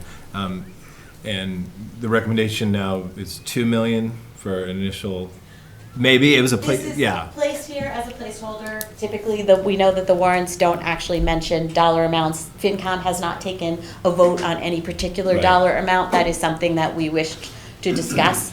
But we, thought it was a good number to start the Yeah. conversation. Yeah, and I'm thinking of like in future years, if we're ever in a position again, I'm sure free cash isn't always going to be so plentiful, but have you talked as a group about, if this were established and say we put $2 million in now, next year there's not a lot of free cash, like, are there any sort of guidelines or determinations of, when free cash hits a certain amount, that triggers, oh yeah, we should appropriate a certain percentage in, or? We have not had that conversation. I think it's an excellent question. I think it's something that we believe it would be a good idea to revisit some of our financial policies, and the one around free cash could maybe include something like that, that at a certain level we trigger additional contributions to some of our stabilization funds and things like that. Yeah, I think it's a good idea. I would be in support of establishing this. Mr. Plasko? Thank you. I have a problem with the concept of starting this now. Special stabilization funds, capital stabilization fund, which is special stabilization fund. They provide the community with long-term thinking and programs, and they give confidence, I think, to the public that we have a long view, a long vision and planning, and that's all important. But we just took a vote a few weeks ago that we haven't done a good enough job, or we're in a position where we need to do a better job, and maybe there's a better way of saying it, in long-term planning of our budget and our reserves and everything. And we've had attempts in the past that haven't, in some of our opinions, materialized sufficiently. So we voted to take the lead in that. And of course, it won't be an installation, however I want to say that, process. It'll include the financial team, finance commission, the school, everybody who's a player and has concerns in that process. But it seems like we're putting the horse before the cart. We need to do that planning first before we start tying up the money that we might need to put into that plan or use in other ways. So I don't want to see us jumping ahead of ourselves. And I'm concerned that we might be doing that. That said, the capital outlay committee, I think we need to work closely with too on when we talk of capital items, to clearly know what our improvement plan is, because it will provide a blueprint for planning the community's capital expenditures and needs. This is one of the most important responsibilities of local government officials, and it coordinates the community planning, financial capacity, and physical development. And I think all that planning needs to come first before we start throwing money into a fund. And when we do that, and we take those steps, then we'll start putting money into the fund accordingly, as is appropriate, deemed appropriate, and at the right levels based on all our other needs. And I noticed in the town of Canton went this way in 2022. And they had recommendations from DOR. And those recommendations were to create overall financial strategy, including the use of the capital stabilization funds, the balance of debt versus cash and the capital spending, the size of the annual capital budget, define the capital budget project and how it is to be funded through the capital plan versus how it's to be included in the operating budget. Criteria should be used, what criteria is going to be used to evaluate, rank, and prioritize these capital projects. And there's 3 or 4 other recommendations here, go on and on. Seems to me we should take between now and, say, October, the fall, do that process to look at that and get that all done, get everything laid out, and be able to analyze all those expenditures and then know what we want to put into it. One thought, comments I've heard is, well, we set it up now and we fund it later. I don't know why we're setting up something that we're not going to fund at this time because there's no need for it. And in the fall, well, comments, I think you might have even just made a similar comment that we don't want it to disappear, burn holes in people's pockets. As long as we make sure nothing happens at this annual town meeting, it won't be spent until next fall. We have until the fall to then do it. Well, if we do something now and we put it away, we've kind of handcuffed our flexibility to make other choices down the road. So I think to maintain that flexibility and ability to really analyze everything properly, I'm not talking against it, I'm talking against it at this time. I think we need to slow down. Personal view. Respectfully, I definitely understand what you're saying. As the chair of the FinCom, I can only speak on my own behalf. I believe we absolutely need to have those conversations. But I would just like to remind the board that we reached out to you on July 16th, 2024 to ask to start this conversation. We reached out again on March 7th, 2025 to have this conversation. So if we are going to move forward with this, if you want to delay, I understand that, but I would like to be sure that we have a real solid plan for how to have these conversations, because we as a FinCom can't do this on our own. We need to do this, and we've tried to reach out, and we don't know how to engage in this dialogue. Not to carry it on, but I think maybe there's been some drop in communication, that there wasn't further follow-up from that discussion. There's no blame to go anywhere, it just didn't happen. But we took a vote, insisted we're going to do this, we're going to include everybody. And my closing comments were, I'm going to be a pest until to make sure we get it done. So we will be doing it.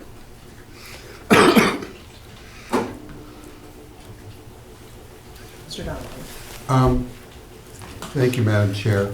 I have, even was on the Finance Commission, I was a supporter of the concept of a capital reserve fund, and I remain a proponent of that. So thank you very much for the recommendation. I think I really would like to support the capital reserve fund, even if we need to or determine that we want to hold off funding it until such time as the fall numbers are in, and then revisit the issue. But I do believe that the establishment of the fund itself gives us an additional tool in our toolbox to address these issues. I do understand that certainly at the close of the Maytown meeting, our free cash is allocated, and there's nothing going to be allocated between then and in November. It's possible, to Mr. Plasko's point, that yes, maybe it's an opportunity for us to spend some time reviewing this as well as other needs. I do support it. I think we would need to do some work, and I think we're capable of doing the work to kind of like identify the specific categories that the fund can be applied to, so that we are together. Both boards are together in terms of when there's a request to come forward to use this, assuming it is established, to use this fund for a project. We have that particular project or that item that's being suggested. We're in agreement that we had. To your point, Madam Chair, I think there's some learning here. To your point, and Ms. Groh and I have discussed this previously, and my suggestion would be, let's have you here more often. Let's bring you in. I think that these are good conversations. We do operate a little differently than the FinCom, where I believe you were, and I remember my days in FinCom, you have the great opportunities to have extended discussions and analysis and whatever, and our meetings are somewhat different. Yes. But I think there's a way that we can work through those issues to have productive conversations. And I, for one, just want to say I do appreciate the work that you've done and the suggestions you've made here, and I will now shut up and let someone else speak. Mr. Sad. I guess I'm a little, not confused, but I kind of agree with Bill that if this is kind of like an escrow account, and you're building all these escrow accounts for all these different projects, I think we have to really get a handle on the budget, because I'm looking at the next page of the shortfall, and I think to be prudent, maybe, I mean, we can always allocate it in the fall, as Bill's saying, but I think we have to get together with everybody that's involved with budgets and timing, and to see that this is, the next wave is gonna be a big wave. It What is. I think I'm seeing here, so, I think maybe a little waiting on this part for a little bit till we get this committee going. And I've made a motion that Bill chairs that committee, so, that's just my FYI information. If I could just go on one other thing, not even specifically to this one question, but I know we're talking about, in all these issues, that we have free cash, an abundance of free cash right now, and maybe we want to start seeing where it goes. I took Arlington, Canton, Dedham, Walpole, Westwood, and believe it or not, Uxbridge. And the reason I took Uxbridge is because they don't have a very good reputation of being a well-run town. And I have a selectman's son of a selectman out there. Anyhow, I won't get into all the numbers, but just for illustration, I'll talk by percentage of budget. Arlington, their stabilization is maintained at approximately 10.56%. Canton, 9.66%. Dedham, 7.86%. Walpole, 12.52%. These are all for DOR fiscal year '24. Westwood, 7.18. Norwood, currently 7.3. Uxbridge, 13.29%. Typically in Norwood, if we go before our good fortune of excessive building permits and fees that have really filled our stabilization for us, our average was 3.2 to 4.55. The recommended by DOR is at least 5 to 7%. So we don't even get to the average, or we haven't been. So if we're too not careful on how we spend, and I know you're concerned about it, if we're not careful on how we spend this free cash, if we're too quick to just put it away, we might be hurting, because next year alone, we're using 7.5%, 7.5 million this year's budget. We're gonna need that or more next year. So we can't go spending all of it, putting too much of it away without a good comprehensive plan. Some of it may belong being put away, but after we've really studied it. I agree. I also recognize that FinCom is concerned that using free cash to support the operating budget is just not a good practice. It's against our financial policies, and it's against good practices. We are certainly recommending that we do it this year, given the situation. But we also recognize that if we use this money to prop up the budget every year, we are just continuing the problem and facing a bigger financial cliff in the future when we run out of money. Well, like I said in this memo, this is like winning the lottery, but what we really need is a raise, right? And we don't have, so acknowledging we don't have a raise and acknowledging that this is a large number, but it's a finite pool of money, it's important to have a conversation about how do we want to do that. And maybe the answer is that we do want to set some aside for the operating budget for next year, but that's a pretty big decision and something that we don't want to just back ourselves into because we didn't have the conversation. We need good planning, we need open conversation. I think this is a great start. Yes. Agreed. Anything further on this item, or are we ready to move into discussion on the pension reserve fund? All right. So, who would like to speak to this one? I will defer, if it's okay, Madam Chair, to the Madam Chairs. Probably the first time we've had a woman as chair of the Selectmen and the FinCom at the same time, but maybe not. I'll defer to Finance Director and CFO Jeff on this item. All right, thank you. So again, I think, as Mr. Donovan mentioned, this is another tool in the toolbox that we'll have. And believe it or not, this discussion did begin well before the market collapse that we've seen over the last couple of weeks. So it's not an immediate reaction to that. But setting up this fund will allow us, in years where there's a surplus, we can allocate a portion of that money to a pension reserve fund that is not into the contributory pension system. So this would be managed by the treasurer. It would stay in town. It could be used for offset future pension liabilities, or it could help us in an annual budget if we need to allocate some money outside of the budget from this fund to reduce our actual actuarial required contribution. So again, it's just another fund for when you have a surplus. The pension is obviously a big portion of our bond rating, the funded ratio. We're at 76%. Obviously, that's going to go down. Right now, who knows what's going to happen by the time the year's over. But if we're looking at 76% funded, that's a $70 million outstanding liability that we have. So that's a big number that we have to get funded by 2040. So in next year's budget, that's $7 million. That's going up 4% per year. So in 2037, I believe, that number is $10.3 million that's going to hit the budget. So if we have this, again, we're not going to solve the budget problem or solve the pension problem. But it is something, if there's a opportunity to put some money aside, put it in a safer investment, not into the equity market, earns 3-4%, it's just an offset. So again, it's another tool. It's certainly not required, but as a financial person, I wanted to bring it to your attention and say it's an option that we might want to look at. One item I'd like to add to that, if I could. One of the things that's important to remember, the amount we contribute annually to the pension fund is an actuarially determined number that PERIC, the state's retirement authority, dictates that we spend. So it's not just sort of a choice every year. So to have an account that could serve as an offset in a year where, you know, your actuarial tables get updated, wage tables get updated, the market, obviously, and right now, who knows where we're going to be tomorrow, the day after. Those changes can impact that number annually, where it will stabilize over time, but it's a number where you can see a spike, but then will come back down to a predictable number. It's not like health insurance that just goes up by degrees of ridiculousness, but we could have a year where there's an actuarial adjustment or a market adjustment where we would say, whoa, we're going to offset this number to give the base budget time to grow into what the final number is. Further comments and questions? Thank you.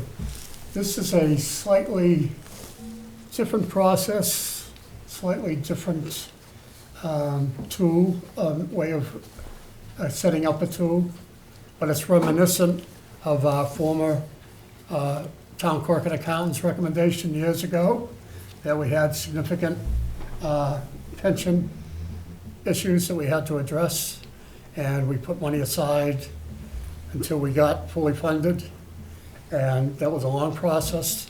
Did everybody recognize how it helped the town's financial position? Once we got there, we seemed to start trickling off again. So you're trying to get us back on course, and it sounds like a very smart and timely move. Mr. Donnelly? Thank you, Madam Chair. This is a really good idea. I think this is another great tool to use. But just to reflect on Mr. Mizuko's comments, we just finished sort of the campaign process, and I've been hearing a lot of things around during the campaign regarding what the town does, what we budget for, what kind of mechanisms do we use to help control costs. I think it's important that I don't know, I think everybody at this table knows this, but to your point, Mr. Mizuko, we are part of the PERIC system. These are required contributions. This is something we cannot sit here as a board, neither can the FinCom sit here at the board saying, oh, well, the required contribution based on the state regulation from PERIC is X millions of dollars, let's cut that in half. That is not a choice. So these are things that are driving costs, in a manner that we have very little control over. But one thing we do have some control over is planning for those downturns in the market, for example. And this is a reserve fund, I think, really is timely, and I think it's something that I'm hoping both boards can agree to. Thank you. Thank you, Madam Chair. Madam Chair, if I could add on to Mr. Donnelly's point, for everyone's edification, the pension system we have in Massachusetts is the same system for every city and town in the Commonwealth and for all state employees. And it's a mandatory participation system. We don't control that we participate in it.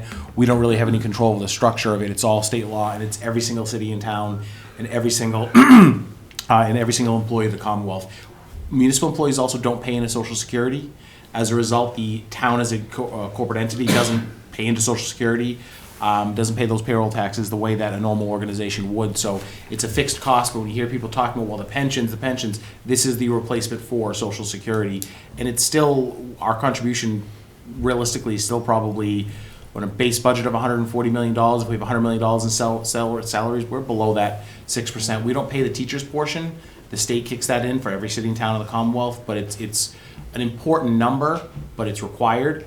And there's no other statutory framework that we could go to. We couldn't say, let's go to a 401 system. It's just the system that the state requires all of us to participate in. Further comments or questions? All right. I think that was the last financial article. Tough one. Oh, I didn't need to bring up our papers. It was just next in the line. I forgot that one. All right. Thank you. Thank you. That's Any great. other questions for us?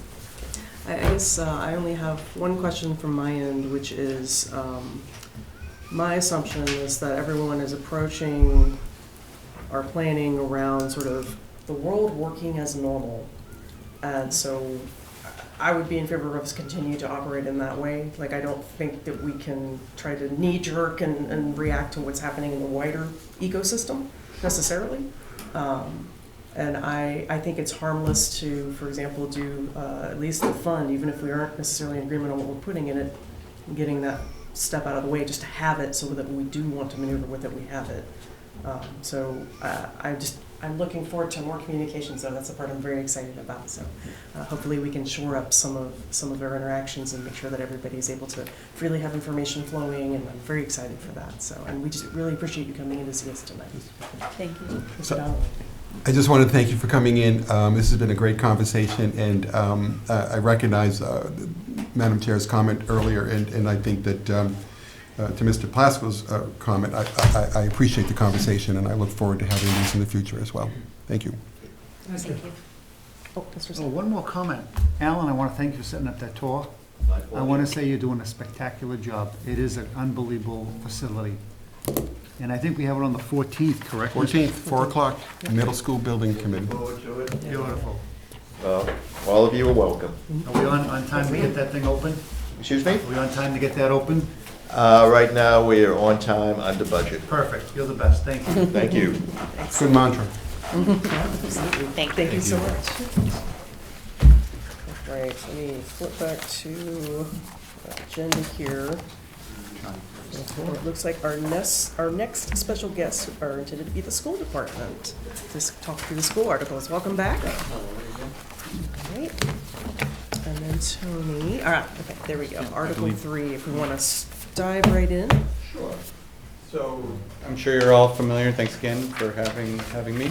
I'm sure you're all familiar that for capital, this town typically does the school IT capital at the Springtown meeting. And there were just very small changes. This was approved by capital outlay.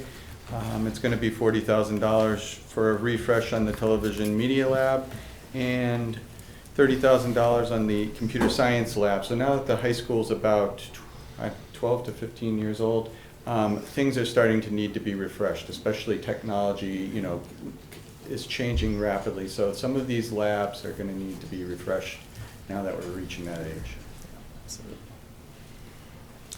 Questions, Mr. Donnelly? Thank you, Mr. Mannion. Just following up, so at the Capital Outlay Committee, we did approve this, and at the time, Mr. Kidd indicated that he would be monitoring this we approved, I think, several months ago. So is Mr. Kidd comfortable that the numbers that are presented here are still solid, given recent changes in the market, cost and things like that? Is he? He has been paying attention to it. He hasn't changed the figures yet. He's been looking at it, so I think he's still comfortable. We're still comfortable with these figures at the moment. Yeah. Thank you. Excellent. Right. Next item up is Go ahead, you're still good. No, let it go. Mass Health and Medicare expenditures and appropriation. Do you want to tee this one up, or do you want to have Jeff do it? I can start and then we can explain it. So Medicaid, the schools receive federal Medicaid funding that we are reimbursed for. It's a process where there's a couple different funding streams that go to Medicaid and the town receives funding from it. And Superintendent Luft, and we've been looking at ways that we could maximize this revenue. There are categories of services that we're not currently claiming for. These are related services, things like speech, things like OTPT, BCBA. So we would like to increase the claim by claiming more of these services in future years. And the concept of the warrant is to kind of seed us money for 1 year. We believe this could fund up to 3 positions. So this warrant would sort of get 1 year of funding so that the revenue we can get to increase to the amount that would then fund these positions. And 2 of these positions are planned to come from the operating budget for next year's budget and would be paid off the warrant article for that year, and then eventually the money and the revenue would increase the following year is the goal. Yeah, it's basically a supplemental add-on to the budget of $300,000 to fund these 3 positions. And we'll monitor, so right now, as Mr. Manning mentioned, the Medicaid money that comes in is general fund revenue. It averages about $350,000 a year, so that is the base level we'll be looking at to compare the $300,000 in funding versus how much more revenue is coming in. And obviously have, at various points in time to have the schools let us know what they're looking at. Because some of this is, there's a delay in getting the reimbursement as well. So we have to be in contact with them to make sure that as we're looking at this towards the end of the year, making sure we understand what's been put in for reimbursement. Further questions, comments? We'll start with Are these going to be consultants, 3 consultants? No, these would be staff positions. So 2 positions are already planned from our budget that are basically FTEs we have in our budget that we would put on this funding for next fiscal year. And then the third would be ideally another position that we would hire, like another speech position to help us. They're all special education positions, so they're all, required services. But this would be a way of increasing the revenue where the people doing these services would help claim more to pay for those services. Yes, well, not contracted. Okay. Yeah. By doing this, they can bill out more and get more revenue. No, I know, I understand, I'm Yeah. just making sure. But these are consultants employees. on a grant, or are they These are employees? employees. All right. Mr. Plasko? Thank you. I'm confused by the timing. Mhm. Is this for the current year, for next year? This would be for Why are next, I'm sorry? next year. So why are we appropriating at a special town meeting instead of at the annual? It's part of their budget. It came out, originally there was, But even if it's beyond what everybody kind of agreed the school budget would be, and now there's one other thing that's come up and everyone agrees to it, wouldn't it still just be at the annual with so much from taxation and so much from free cash? I'm not familiar with us very often. If we have, I can't remember appropriating money to the special in one fiscal year to fund something in the next fiscal year's operating budget. I think it was when we had the initial discussions, it was kind of a one-off we were talking about a separate fund, but we did not find that there was a separate fund that was appropriate. So you're absolutely right that it could be as part of the annual, but it really is a separate program that we just kind of, like I said, we thought it was going to be a separate fund that we'd be setting up. So We now realize that we don't need to set that fund up. What we'll do is we'll keep this in the munis system as an account entry versus a fund entry. So the motion would be something like to appropriate $300K from free cash for X purposes in fiscal year '26? Correct. Yes. One other question, if I might. Department implement revenue generating strategies. What might those be? That's increasing the claiming. So we're trying to work with the staff to get more people to do the claiming that's going to increase this revenue. So, like I said, some of these services like speech, OTPT, they need to, after they give a student a service, they need to go do some sort of claim documentation that we're not doing right now. So we have to train them, work out time in their schedule that they do these claims, and then it will build up more revenue. essentially other departments in the state, other school departments are able to bill out more than we do. We think we can bill out more and cover the cost of these positions. Yeah. We probably should have led with that. All right, thank you. That's a good way of explaining it. You mentioned this earlier, so the one BCBA and the two occupational therapists, they're new positions for next year? One would be new if this is approved. Two are moved from our operating. So two are assumed in our 26 budget to go to this funding. but they're not new positions. And so going forward, they would become part of your a regular budget, and you'd just be. They're coming out of the budget. Coming out of the budget, right, and the payment of their salaries would be directly related to the Medicaid training program? That would be, Okay. that would be the goal, yes. It's almost similar to like the building inspectors on the government side, you get, they provide a service to the town, but they're also sort of a revenue generating component of the town as well, for the Yeah, service they do provide. one of the reasons we wanted to keep it sort of separate is it only makes sense to do this if we can generate enough of the revenue, which we think we can. A lot of comparable districts do it. If for some reason we weren't, they'd have to get worked back to the budget, and we know we have that base Medicare revenue in the budget. We need to see that number go up. Otherwise, we are just sort of shifting money around. Yeah. I think it sounds like a very good idea. Thank you. Any further comments, questions? Mr. Thank you, Lane. Mr. Chairman. Just on two occupational therapists, and I suppose if we agree that this is a good mechanism, if we needed more in the future, we would just do this again, presumably, to sort of cover that bridge year? Yeah, if we think it's really just, because by the time you're billing out and actually collecting that revenue, you're well into the year. So this lets us get started on July 1st. There maybe next year might be some bridge funding. Again, maybe it's we need $100,000, because again, whatever services we provide next June, we're not getting the revenue for that until, who knows, probably September the following year. But then it should go away, and every year what we generate should cover the costs. And if it doesn't, it's all stuff we're doing anyway, so we would just have to work it back into the budget. Okay, yeah, thank you, that's helpful. All right. All right, Article 5. Okay, this is an MOU. It will allow the school department to do a reimbursement, to receive a reimbursement for foster care transportation. So we've already submitted a claim to the state on foster care. So if you imagine a student is attending school in Norwood and they get placed in foster care, but they're in a house in, let's say, Walpole, they're still allowed to come to Norwood for education. It's not really homeless, it's not really special education, it's really its own unique thing. It's foster care because they're in a house. So we can receive, they estimate a small reimbursement of $2,800 for last year. We've already put in the paperwork, but we need the town to vote this MOU one time, and then every year we'll be able to submit for this reimbursement. It's not a large reimbursement, but school committee supports it because it is getting money that's out there for the school district and the town. Questions, comments? Do we have to appropriate money? No, this is just, Just get the authorization. we vote the MOU, the town votes it, and then we can receive the reimbursement. One time, we just need to vote it once. Anything further? All right. Any for this one? And the last one for Mr. Mannion. This, Sorry, we are Article, it's 5-year contract. Yeah.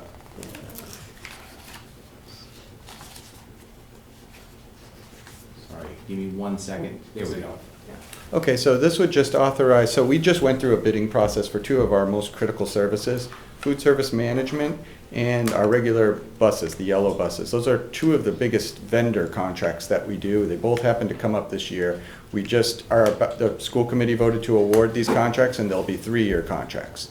Ideally, we would be looking at 5-year contracts here because it's for continuity of services, and it also allows us to get better pricing. With busing, oftentimes you see a big increase in the first year of a 3-year contract, but the vendors can often spread that out more evenly over 5 years because it's more beneficial to them and to the district. It allows us more continuity of services. These are things we don't necessarily want to have to go out to bid every 3 years. And these are things lots of other school districts typically look at 5-year contracts.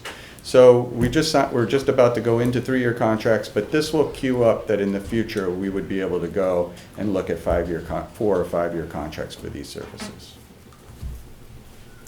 Questions on this item, Mr. Sack? On the busing, do we get like a collaborative with Walpole and some of the other towns to join with Conley or other bus companies to see if we can get a better contract?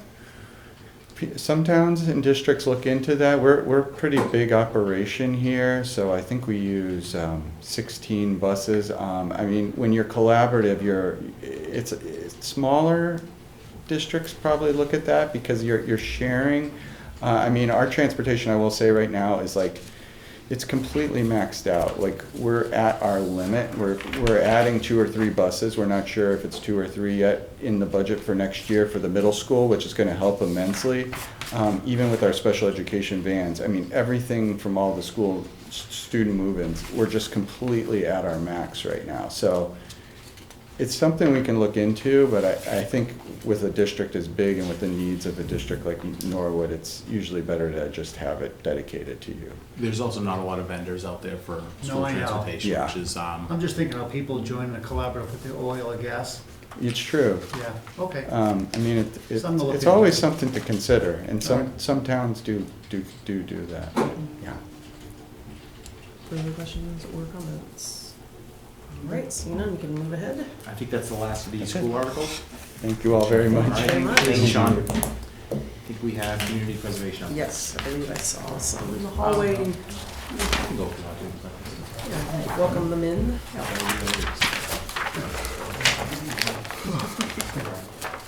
Let me just see if they're, Yeah, see if we can welcome them in. Welcome.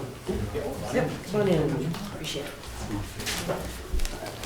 Thank you. Good evening. Good evening. How are you? All right, we're doing good. So just to remind folks at home who might not have had the pleasure of seeing you before, if you can introduce yourselves and then we'll dive right into discussion. Great, thank you. My name's Catherine Walsh, and I am the chair of the Community Preservation Committee. Thanks for having me. Kristen Phelps, I'm the staff person for the CPC.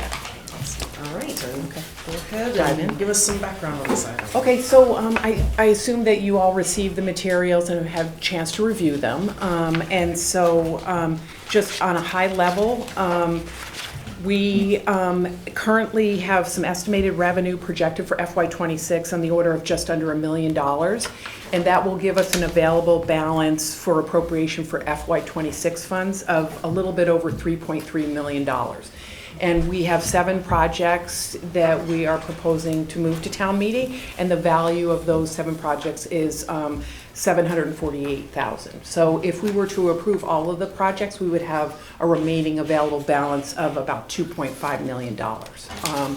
And so I'm not sure how you want to proceed, if you have questions related to specific projects, or do you I want me think to? we would just run through each project quickly. You can just give a quick, we'll have them up there on the screen, Awesome. just a quick explanation, and the board can ask any questions they Perfect, perfect. Okay, so the first project is the Shared Housing Service Organization, and this is funding for year 3 of participation in a shared housing organization, which allows us to access specialized housing service expertise while sharing the cost with other communities. And this service has been proven really useful to the planning board, and therefore we're recommending the participation for the 3rd year in the amount of $14,000. Any comments, questions? Great, thank you. Second project is the Washington Heights roof replacement. So this is another housing project, which we think is terrific. And this is to provide roofing on 51 buildings that are part of the Washington Heights Housing Authority property, and it's in the amount of $300,000. And this is a not-to-exceed amount, and so they are in the process of pursuing some grants. So there is a minimum of a 1-to-1 match, but they are hopeful that they might get up to a 2.51 match. So this number could potentially come down if we're successful in getting the matching grants. So these roofs haven't been touched since 2003 and are definitely beyond the useful life. So we're optimistic about the 2.5 match, and so if that's the case, maybe a little bit less money. And then I'll just add a comment on that one myself. One of the things that we looked at was this allows us to get quite a bit of penetration into the total quantity that needed to be done, especially if we can get that 2.5 match. So yeah, I'm very excited about this. Any further questions or comments on this one? Mr. Donovan. So if you can just remind me, the Housing Authority has previously applied for and been approved for CPC funding, I believe, for other similar needs, correct?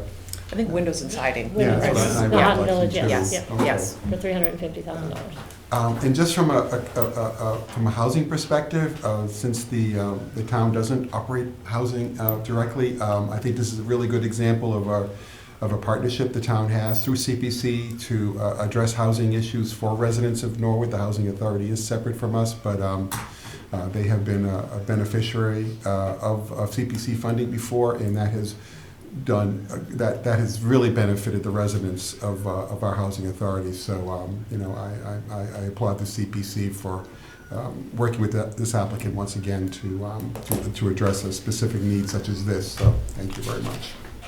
Thanks. All right. One question I have, Yes, Madam Mr. Sack. I know, I used to golf with the president of Bird Roofing in Norwood, and I'm not sure if somebody can reach out to the Bird Certainty Corporation, see if they could work out a deal for the contractors and have it maybe not donated, but half price cost for them. Might be just an option, just to throw it on the table. I think given that it's over the bidding threshold, we will bid, but I think we could encourage the housing authority to reach out to Okay. them and put them on the bidders list Perfect. if appropriate, yeah. It would probably be a housing authority bid, though, not the Right. towns. Right. So that would Correct. be- maybe Mr. Barnacle should be advised of that Yeah, suggestion. that's from great. Mr. I'm sorry, what was the question? The question is, you're gonna run Bird Roofing. Looking for a discount from 17 for, or possibly getting a discounted price on the materials for the roofing. Yeah, if I could be honest, I think they're owned by a Canadian or a French company. I don't think anyone's gonna wanna do us any favors anytime soon, so we can certainly send a letter, but. Yeah. Doesn't hurt to make If that you need help, recommendation to the I'll housing call. authority. Worst that happens is Good. they say no. The housing authority actually tried that when they were bidding before for siding. Didn't work out too well. I'll see if I can jump on there for you. All right, we'll make that recommendation to them. Thank you, appreciate it. Okay. All right, and the next project is under the historical resources area, and so this is the National Register nomination for the Highland Cemetery and St. Gabriel's Chapel. And so there's been a significant amount of work done on this over the past year, but we haven't been, or they have not been able to get it over the finish line.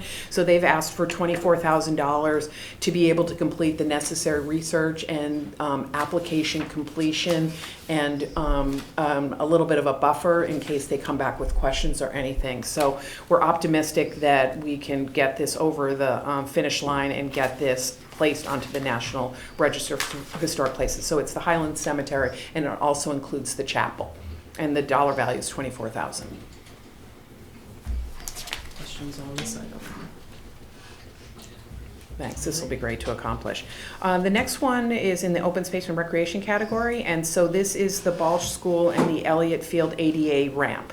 And so we had previously approved a project with CPC funds for some work in the Elliott Field and at the Balch School parking lot. And part of the approval process included the construction of an ADA ramp down to the field.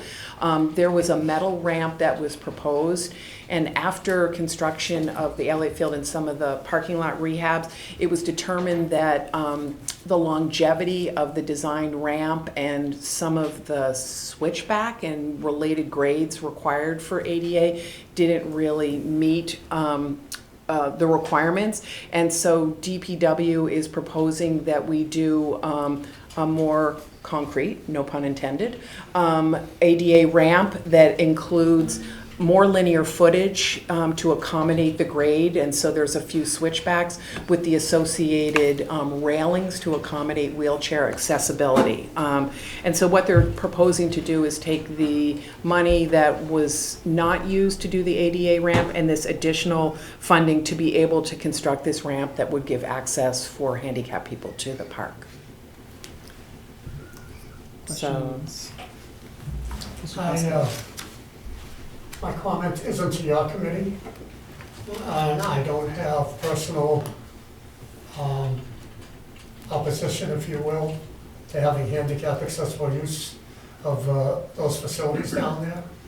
But I am a little perturbed that it's our fields under our jurisdiction, our departments, and we haven't had any presentation or information on this.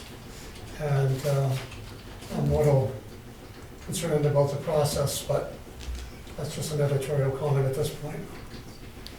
Mr. Dillon? So, and yes, thank you, Mr. Plasko, for observing that, and I do apologize, because Mr. Mizuko and I have spoken about that, and it's probably a good opportunity just to kind of like look forward to what we should do in the future, and I believe that the suggestion that we have, or Mr. Mizuko and I, after the conversation, is that in October, when you do receive these CPC applications, a process should just be established that the applications themselves, the pre-applications themselves, are just submitted to the Board of Selectmen. That will allow Mr. Mizuko to distribute them to the board, and the board will have opportunity to review them. There'll be some that will be very specific to oversight by the Board of Selectmen, whether it's department or ownership like a park. We talked a little bit about, slicing and dicing them, but I think the easiest thing probably to do is just, you get 6 to 8 a year. It doesn't seem to be too burdensome for us to be receiving those pre-applications, distributing to the board, have the board have the opportunity to make the inquiry, and we should be bringing in those applicants in who are specifically have projects that are directly related to the Board of Selectmen, such as this. And out of our own departments. Yeah, particularly from our own, that's a given, but there may be other opportunities that even if they're not coming out of our own departments, there might be some connection to what we do as an oversight or otherwise. But I think that should avoid the issue that you described earlier going forward. Thank you. Further suggestion on that, which is since the board has representation on the committee, it might be beneficial if the board member who is the representative, if you see an item that is sort of under our purview, to at least bring a copy of some of the discussion and bring it and file it at least for memorandum. So it's definitely getting included in the packet so that we're seeing it, because we'll have quite an early lead on those discussions from being part of the committee, and that might also help facilitate more visibility that way. And that way it's just part of the process. Thank you. Yeah, understood, and we can totally make that happen. That's great feedback. Thank you. Any more questions on that? All right. The next project is the Elliott Field feasibility study, and so this comes from the DPW, and it's to feasibility study for $25,000 to look at exploring the possibility of changing the existing baseball and softball fields to improve playability and accommodate additional sports programming.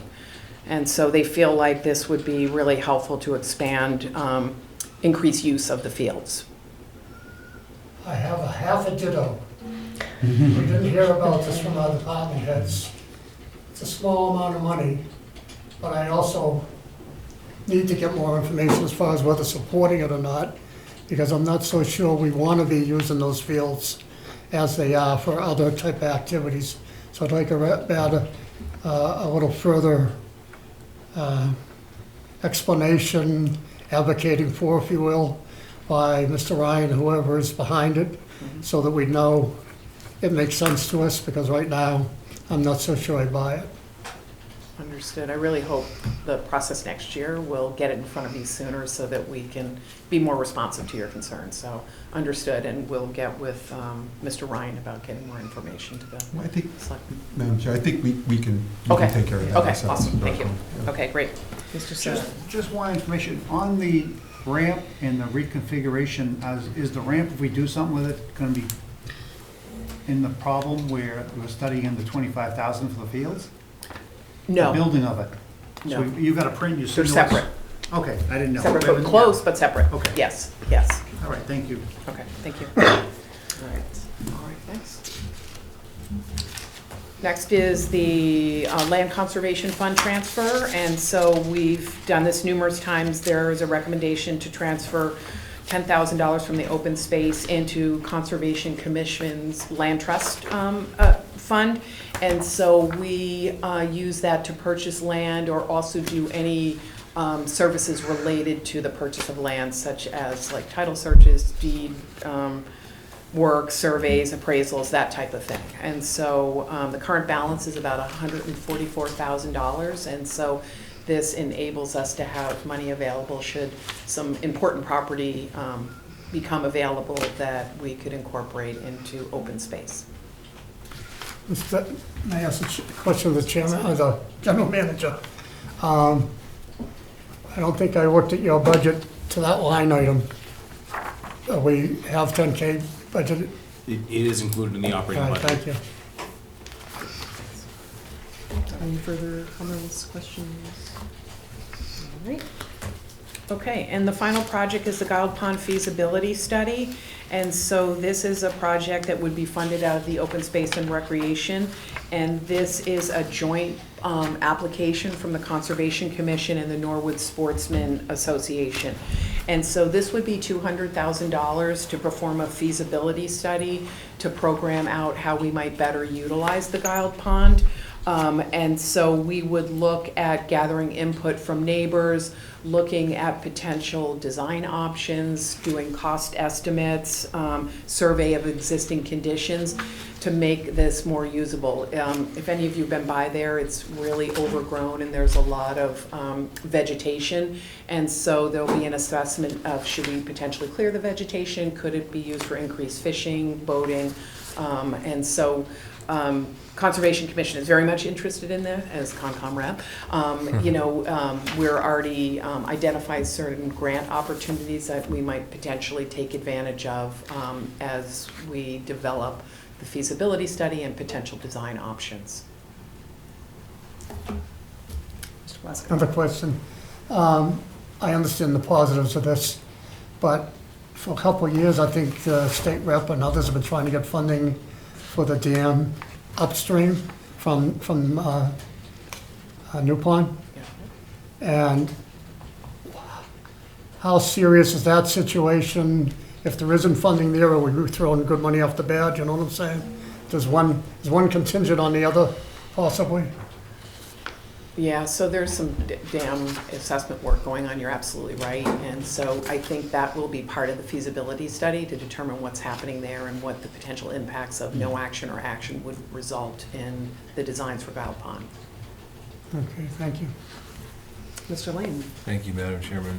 In terms of maintaining, you had said maybe a possibility was to clear vegetation or something like that. And whose responsibility would it be to maintain that into the future if this were to be one of the outcomes of this feasibility study? Yeah, it's a great question. I mean, likely it would be, it's Conservation Commission that would program that up in their operating budget, just like we do dam inspections and do some clearing. So that would be a consideration as we pursue grant funding and determine whether or not any of these options are really affordable for the town. And out of the study, that is information we would get? I believe so, yes. Yeah. In your opinion, do you think it would be, a substantial cost to maintain in the future, or just? I don't have a sense, really. Yeah. Yeah, I hate to comment on that.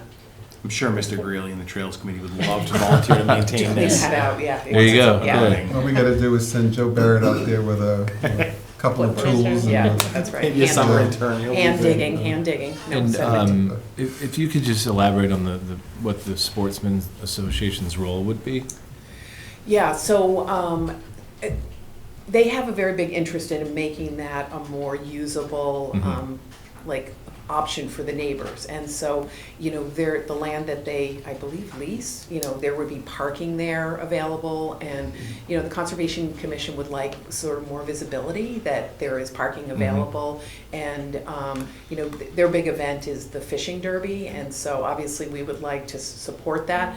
And there's definitely been some dam issues related to blocking off the dam to support that. So part of it is, looking at what their use wants to be and what the Conservation Commission's use wants to be. So, and then obviously the neighbors, because the community input is going to be significant as well. That's great. Yeah. Thank you very much. Yeah. All right. Any further, Mr. Said? One information up at the Sportsman's Club, I envisioned, I talked to Sam and Travis and John, was to teach the kids Sharon does a great job with the kids, sailboat fishing. Sailboat, learn how to sail. And it's a great program, so that's something you can think about for that pond, because it's got parking, it's not that deep. And we had dredged the South Norwood Pond back at the Haas Pool years ago. We had the fire up stream that filled it back up with soot, but anytime you can help the waterways and get the kids an area to fish or swim or do anything in those areas, it's nothing but a benefit for the community. Great suggestion. Great. Yeah. All right. I think that's it for CPC. Yep. Thank you very much. Thank you so much for coming in to see us tonight. Thank you. Thank you both.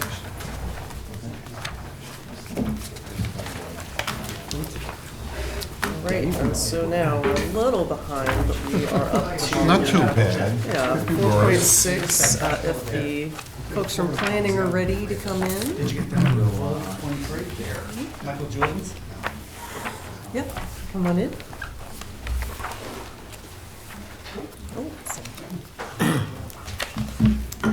Welcome. Congratulations, Mr. Bamber, that was a hard-fought Yes, fight. welcome back. And then just for the edification of folks in the public who might be watching, who might not be familiar with you, go ahead and introduce yourselves, and then we're going to start discussion. Rob Bamber, Planning Board. I'm Sarah Dixon. I'm the Director of Community Development.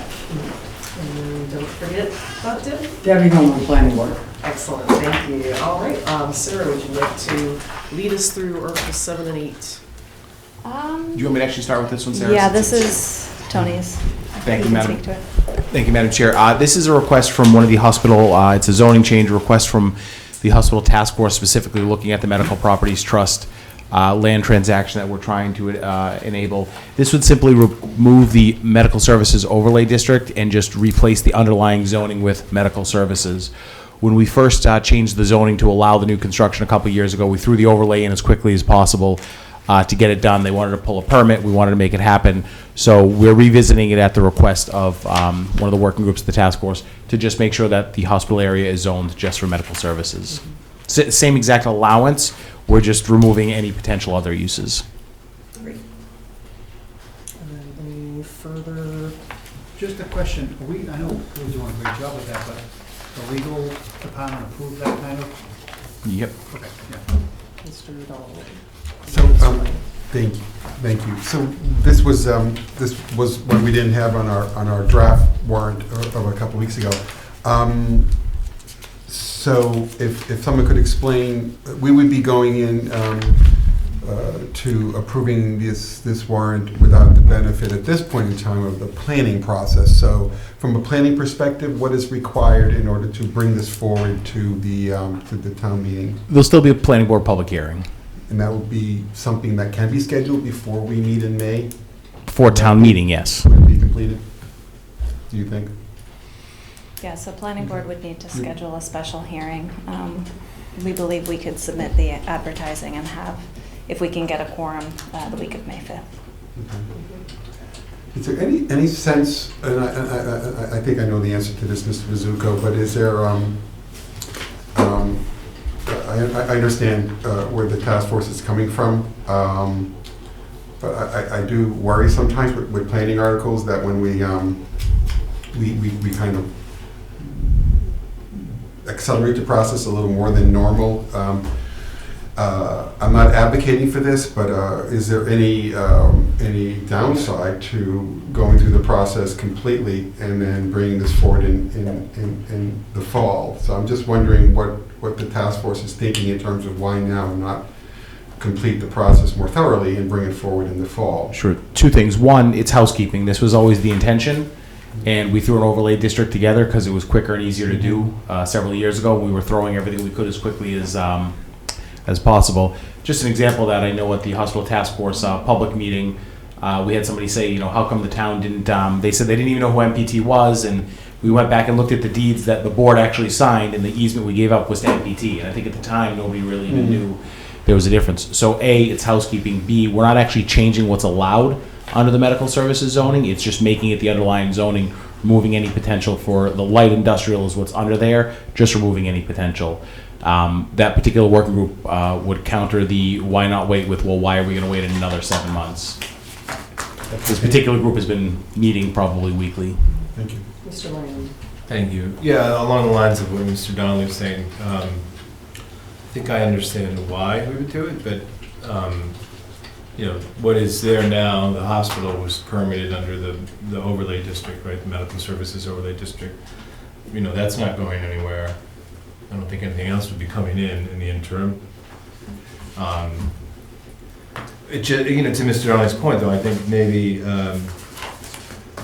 taking our time and just making sure, because I would assume, not to put you on the spot, but this was done probably pretty quickly. This only came up 2 weeks ago as a Yeah, recommendation. yeah. It was, Which is we great rushed that, it that's what done. the task force is supposed to do, I think, make recommendations, but it does seem, the timeline seems compressed, and I just don't know personally, because I'm not in the mix on this stuff, you know, if the benefit of really cleaning it up or just making sure that it's exactly what we want to do outweighs sort of the rush of it.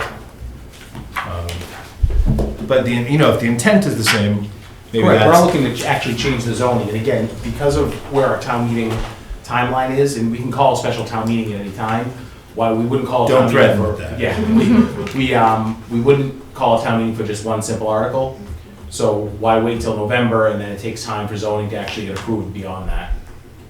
So you're looking at, waiting another. Well, 7 I months. think what I'm saying is, we can wait, because nothing else is gonna go in.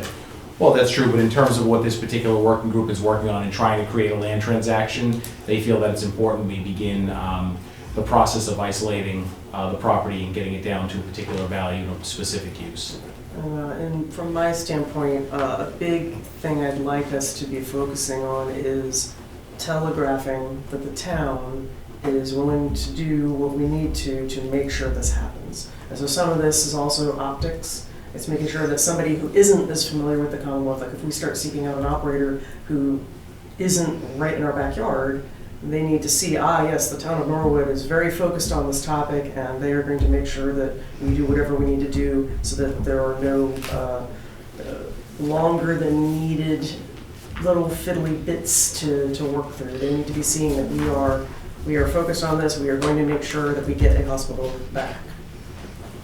That's just how. I guess my question with Matt and Bob is why aren't we just calling it a hospital district versus medical? I mean, that's just the name of the district, is medical services. I don't think hospital has. So description of that, which includes hospital. No, I know, I'm just afraid of a big company that might come up and lease it from MPT and do something stupid of a medical facility versus the hospital facility. No, the zoning allowance isn't changing. Okay, I'm just making sure. Mr. Plasko, you go, I can go my question. I understand, I believe, the comments about holding from my colleagues. I've suggested that there's no rush until the fall on a couple items myself. But in this case, correct me if I'm wrong, they're basically changing some terminology. The same bylaws there, we haven't gone back to change paragraphs to say something different. We've just changed certain district, like where I'm looking at one, just to bore you with one. Projections of the future traffic impacts of reasonably anticipated future development in the MSOD. And we're scratching that and putting in the word district. It's like you say, just housekeeping. There aren't any major changes around there. There are, yes. There are major changes? So in a shift to a base zoning district, you have to assign uses for that district for every use in the table of uses, which was not done for the medical services overlay district, which you can contain in a special regulation section with a short list of allowable uses. Creating a new column, as it were, in the table of uses means that you now have to assign a use to that new base zoning district for every potential use. So there are many new uses in this text that weren't contemplated by town meeting or the planning board when the MSOD was drafted and put together. Excuse me, you're saying the uses the town meeting put in, basically under the definition of medical services, are being changed? No. So when I put this together, I attempted to match, so for example, a hospital. In the medical services overlay district, the text in the bylaw in section 9.6, I think it is, said that a hospital was allowed. So in the table of uses for this base district, the article you have in front of you says that a hospital is allowed. But the medical services overlay district didn't contemplate uses that were not related to medical. So responses for things like retail or there's so many uses in the table of uses. Just anything that wasn't initially considered, now we have to fill in the box, right? I think there's a stab at what might be a good proposal here, but that is new content. That's not just a housekeeping switch. Any questions? I had a question myself, which is, obviously the impetus for this was coming from our working group, from the task force that's focused on doing whatever we can to make a clear runway for the hospital to come back. Do you in planning feel, because we know that when we're talking about planning, it's very difficult to project long-term consequences, and therefore we want to always be moving carefully. Do you feel like we've had adequate time for you to consider downstream ramifications? Like, do you feel comfortable with the pace at which we brought this forward? Because again, it's in response to the task force, and we are trying to get things back as fast as possible, lives are on the line. But you feel comfortable with the timetable that you're working in for this? I do not. Yeah. Just elaborate on that a little? I think that the Medical Services Overlay District was created in a good faith effort to be responsive to the needs of the hospital to rebuild. I think the new hospital was permitted under that overlay district, so certainly I'm not the expert in strategy. I do think the optics of that are strong, that Norwood is very supportive of rebuilding a hospital in that spot. I think to the extent that there's a conversation to be had about revisiting that zoning and making it better and improving it, I think the planning board, I don't want to speak for the members, but I think the board certainly would be willing to partner with the task force or create an ad hoc subgroup and commit to studying and really going through that language. But to your point, my preference is always to move carefully through zoning language to caution against kind of unintended consequences. Thank you. Did you want to add anything? I'm not very comfortable kind of rushing through, like unintended consequences. We want to go through the process, really, have everyone look at it, understand that everyone's on the same page, have time to digest everything. That's kind of our best bet moving into such a big piece of work, really. We didn't do any of that. This is really last minute. This is probably a surprise for a lot of people, to be honest with you, so. I have a question. Hi, Deb. Didn't see you back there. Life sciences, biotech, medical, and vaccine research, development, manufacturing, yes, allowed in this zone if we change it. I think that's a huge problem. I don't know why can't we just put in there Board of Appeal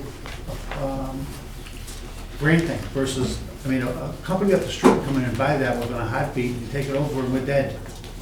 So these are a lot of of the questions and answers that we would go through if we, kind of went through this process. But I guess on the planning board side, why instead of putting yes on all these issues for daycare and life sciences, why don't we just say Board of Appeal approval? Are you looking for more things to be built on the site? No, but I'm thinking life sciences, biotech, medical, and vaccine, by right, it's a yes. So God forbid they finish that building on the outside and a company up the street might want to buy it and use it for medical research and vaccine development. We've got no hospital. Well, what if there's I think that was included in the original overlay district. Maybe that was an oversight, but. Well, that's what we have to make sure. Because that's a big, big no. There are a lot of smaller uses, also pharmacy, I noticed that, cafeteria, yeah. daycare for nurses, things that would be included in a regular hospital setting. Well, I know, but that one is dangerous because I think if the company up the street might want to come in and grab that building from MPT and we have no control over it, we got no hospital coming in there. So I think just be careful with that one. I haven't read all the particulars again because it just came out a few days ago. Yeah. I have a hypothetical question. If you say, is there anything you would say no to that, and you wouldn't get the hospital?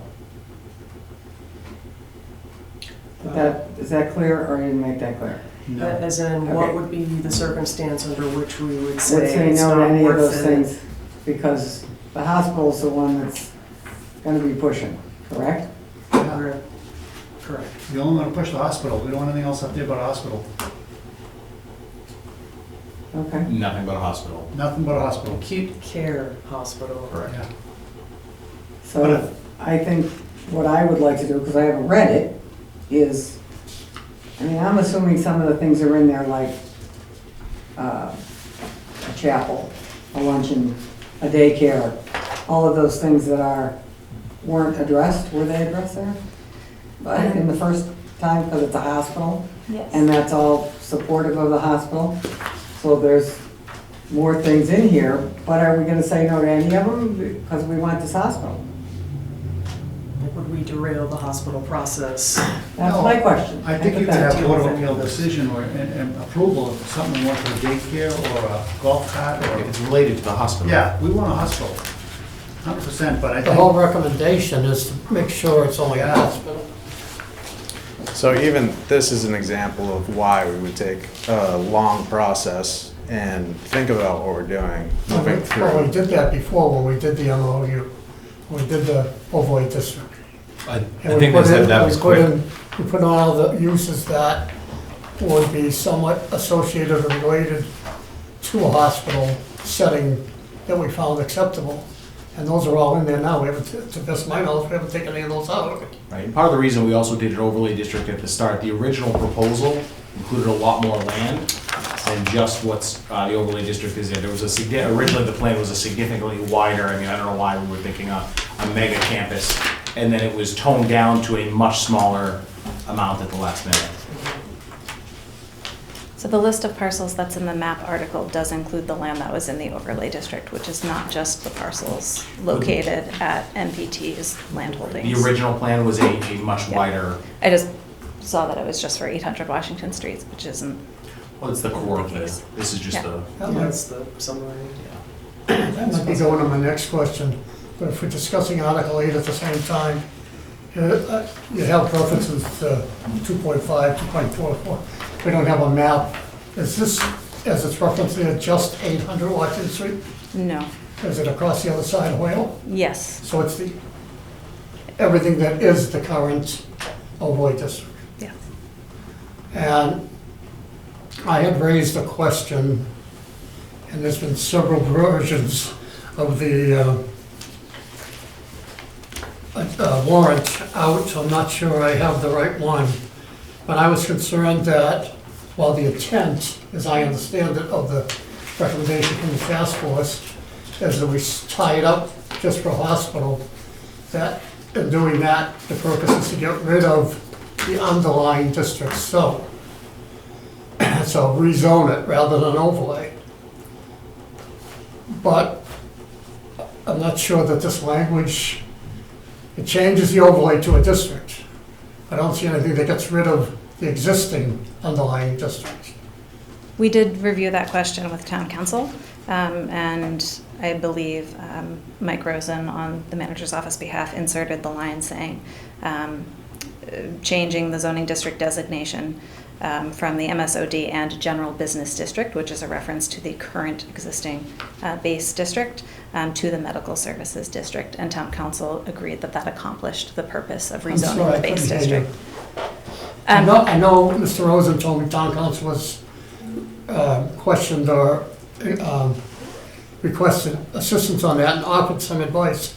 I'm just not seeing the wording. I'm wondering if it's in here.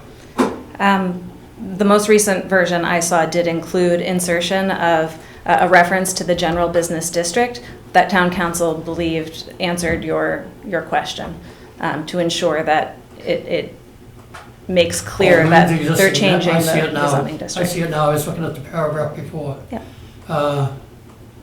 Parcels below from the medical overlay district and general business district. Okay, thank you. Sure.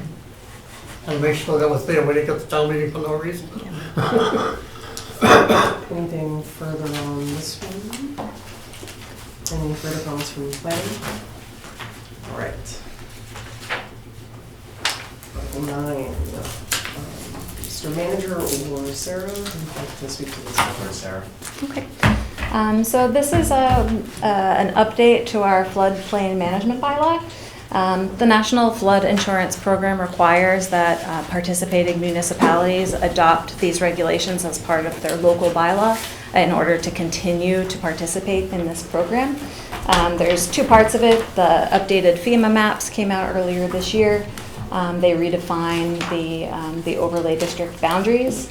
And then we have to adopt this language. So it is substantially similar to the floodplain overlay district language we have, but it was released by DCR earlier this year. We have 6 months to adopt it at town meeting, so this timeline will keep us in compliance and ensure that there's no interruption for residents to continue to gain access to that federal flood insurance if they're in one of those protected zones. The language was, again, kind of given to us from DCR. We made a couple of local changes which were approved by DCR, and that's what you see before you. So all of the red lines are the changes to the existing language in the zoning bylaw. Questions, comments on this one? All right. On to Article 10. So this zoning article changes the section of the bylaw that talks about allowable changes to non-conforming residential structures.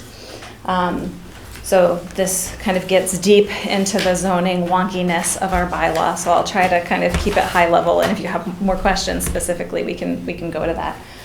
But in general, if you have a single or two-family residence that is non-conforming, meaning it doesn't currently comply with our minimum requirements for lot area or lot frontage, the state statute, the zoning act, and our local bylaw give the town the ability to make some special provisions for those types of properties to continue to expand or alter their properties.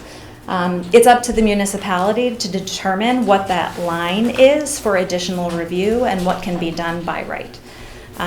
Right now, our zoning bylaw reads as follows. If you have a non-conforming home, it's short on lot area or frontage, on your street, and you want to put an addition or expand your home more than 25% of the existing habitable floor area.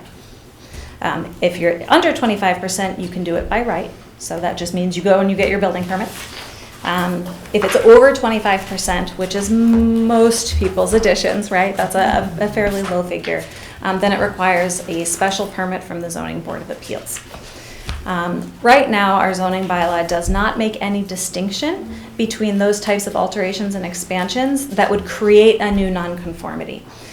So the difference there is you're short on area, right? You're non-conforming on area. You want to put an addition onto your home, and you put it closer to your neighbor into the side setback, or you build it within the setbacks in the rear of your property where you have the space to conform to our current requirements. Right now, our zoning bylaw doesn't have any distinction in the type of review that's required for those circumstances. So it all just requires a special permit from the ZBA. If you are on a non-conforming property anywhere else in town, you have the sufficient area and the frontage, then if you create a new nonconformity, you get too close to your neighbors on the side or the rear, then you need a variance from the ZBA. And that's a much higher level of review. It's a tougher review. It really exacts a different level of legal scrutiny on the application from the Board of Appeals. So the proposal here is to shift that level of review to the types of projects that would be most impactful or have the potential to be most impactful. It requires anything that's creating a new nonconformity to require a variance and keeps that consistent across all single and two-family structures in town, whether you're pre-existing nonconforming or not. And then it also lifts that 25% threshold to 75% to kind of, again, kind of shift the scrutiny to where it belongs. A little history on this. This was a subcommittee that was comprised of members of the planning board, members of the zoning board who deal with this section of the bylaw most often, town staff, including our zoning enforcement officer, and folks from my department as well. And they worked on this together and really kind of agreed that these changes would allow the town really to review and focus its reviews on the applications that really seem to warrant it the most. The vast majority of these types of special permits are reviewed by the ZBA and approved. which begs the question, right? If everything going before the ZBA is meeting the standards, then, you know, is this an effective use of town resources, and is it as respectful of property owners' individual rights as possible? I'll leave it at there and see if you have any questions. Questions, comments from the board? Mr. Donnelly? No, thank you for the explanation. This is where I always find newfound admiration for those of you who serve on the planning board for the technical abilities to interpret this information. So thank you very much.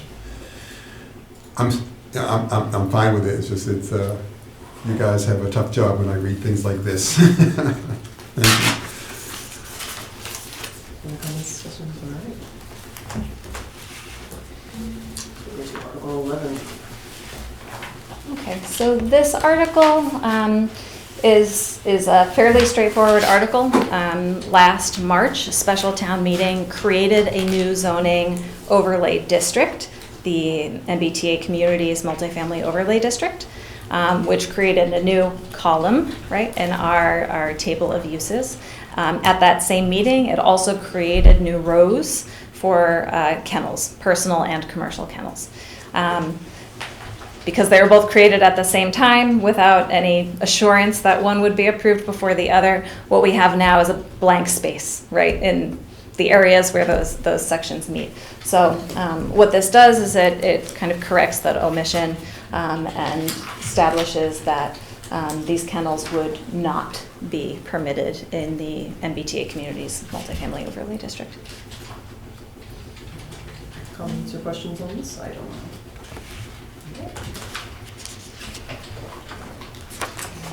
Article 12. Okay.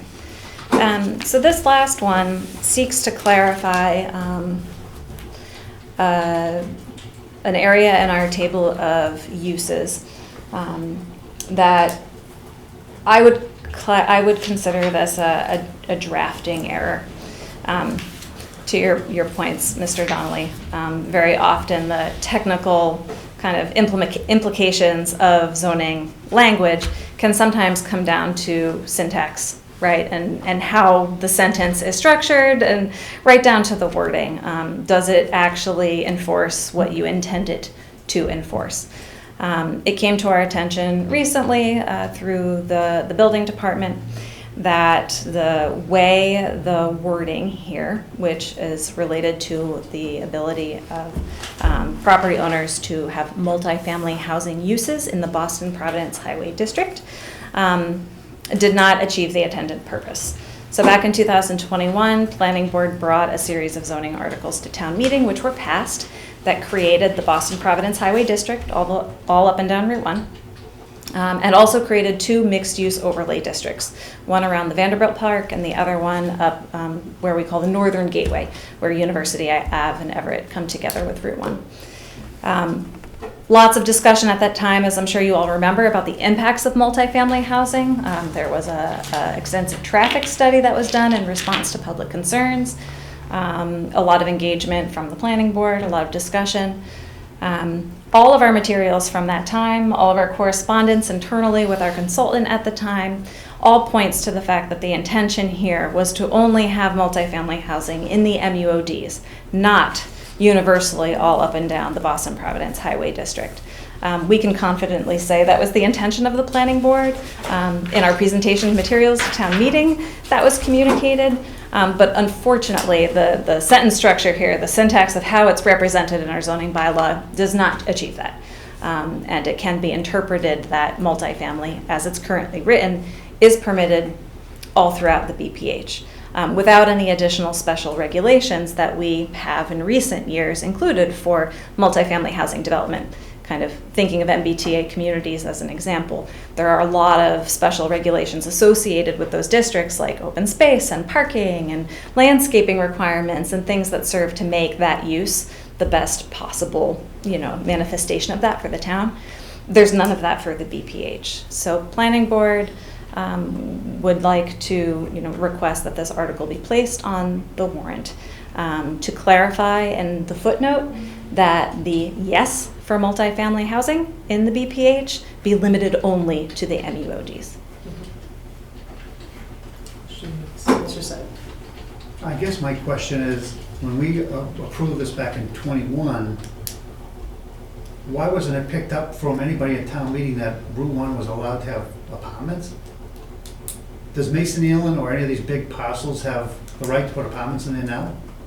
As it's written, yes. And that's the motivation for this change. Wow. Okay. Get it done quick. Yeah, to my earlier questions about like downstream consequences and topics, you have to scrutinize so carefully. Yeah. So yeah, that's one of the things. Further consequences on this item. All right. It's a priority. Yeah. All right, Article 13.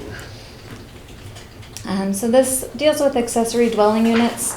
As you may know, the Massachusetts Affordable Homes Act last year that was passed now requires municipalities to permit accessory dwelling units by right. Accessory dwelling units, also known as in-law apartments or granny flats in some parts of the country. So we do not have any provisions in our current bylaw about ADUs. It's silent on ADUs. Lots of other municipalities are having to do cleanup with bylaw regulations that run afoul of the new requirements.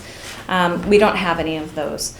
The planning board's proposal is to insert a definition so that it is clear what an ADU is in our local bylaw. That definition is consistent with the language in the statute, so there's no conflicts there.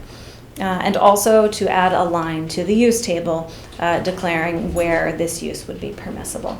I will say that the public hearing for this one did open by planning board about a week and a half ago. It is continued until next week.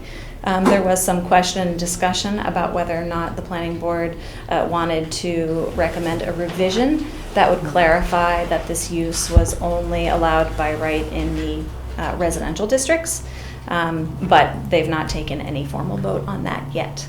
But what this achieves without, going above and beyond the kind of requirements of the state, what this does is two main things. It makes clear that there's a path to compliance with state law in Norwood. Our zoning bylaw is consistent with state law. And also it serves as a tool for residents and developers to know what's allowable on their properties. The zoning bylaw is in many ways a resource guide for homeowners to determine what's permissible and what's not. There are a lot of state laws out there that can be a little overwhelming and confusing. This is the first place that people check. So having this definition and a clear statement of where it's allowed, will serve that informational purpose. Questions or comments? Mr. Foster. I have real problems with this going forward at this time. When you were considering this for the March town meeting, I was at one of your meetings and spoke to the fact that this definition doesn't do anything for us. It doesn't put the bylaw.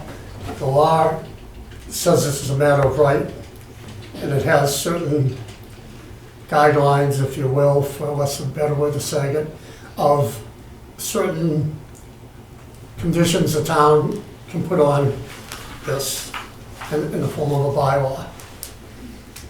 We're not taking up any of those.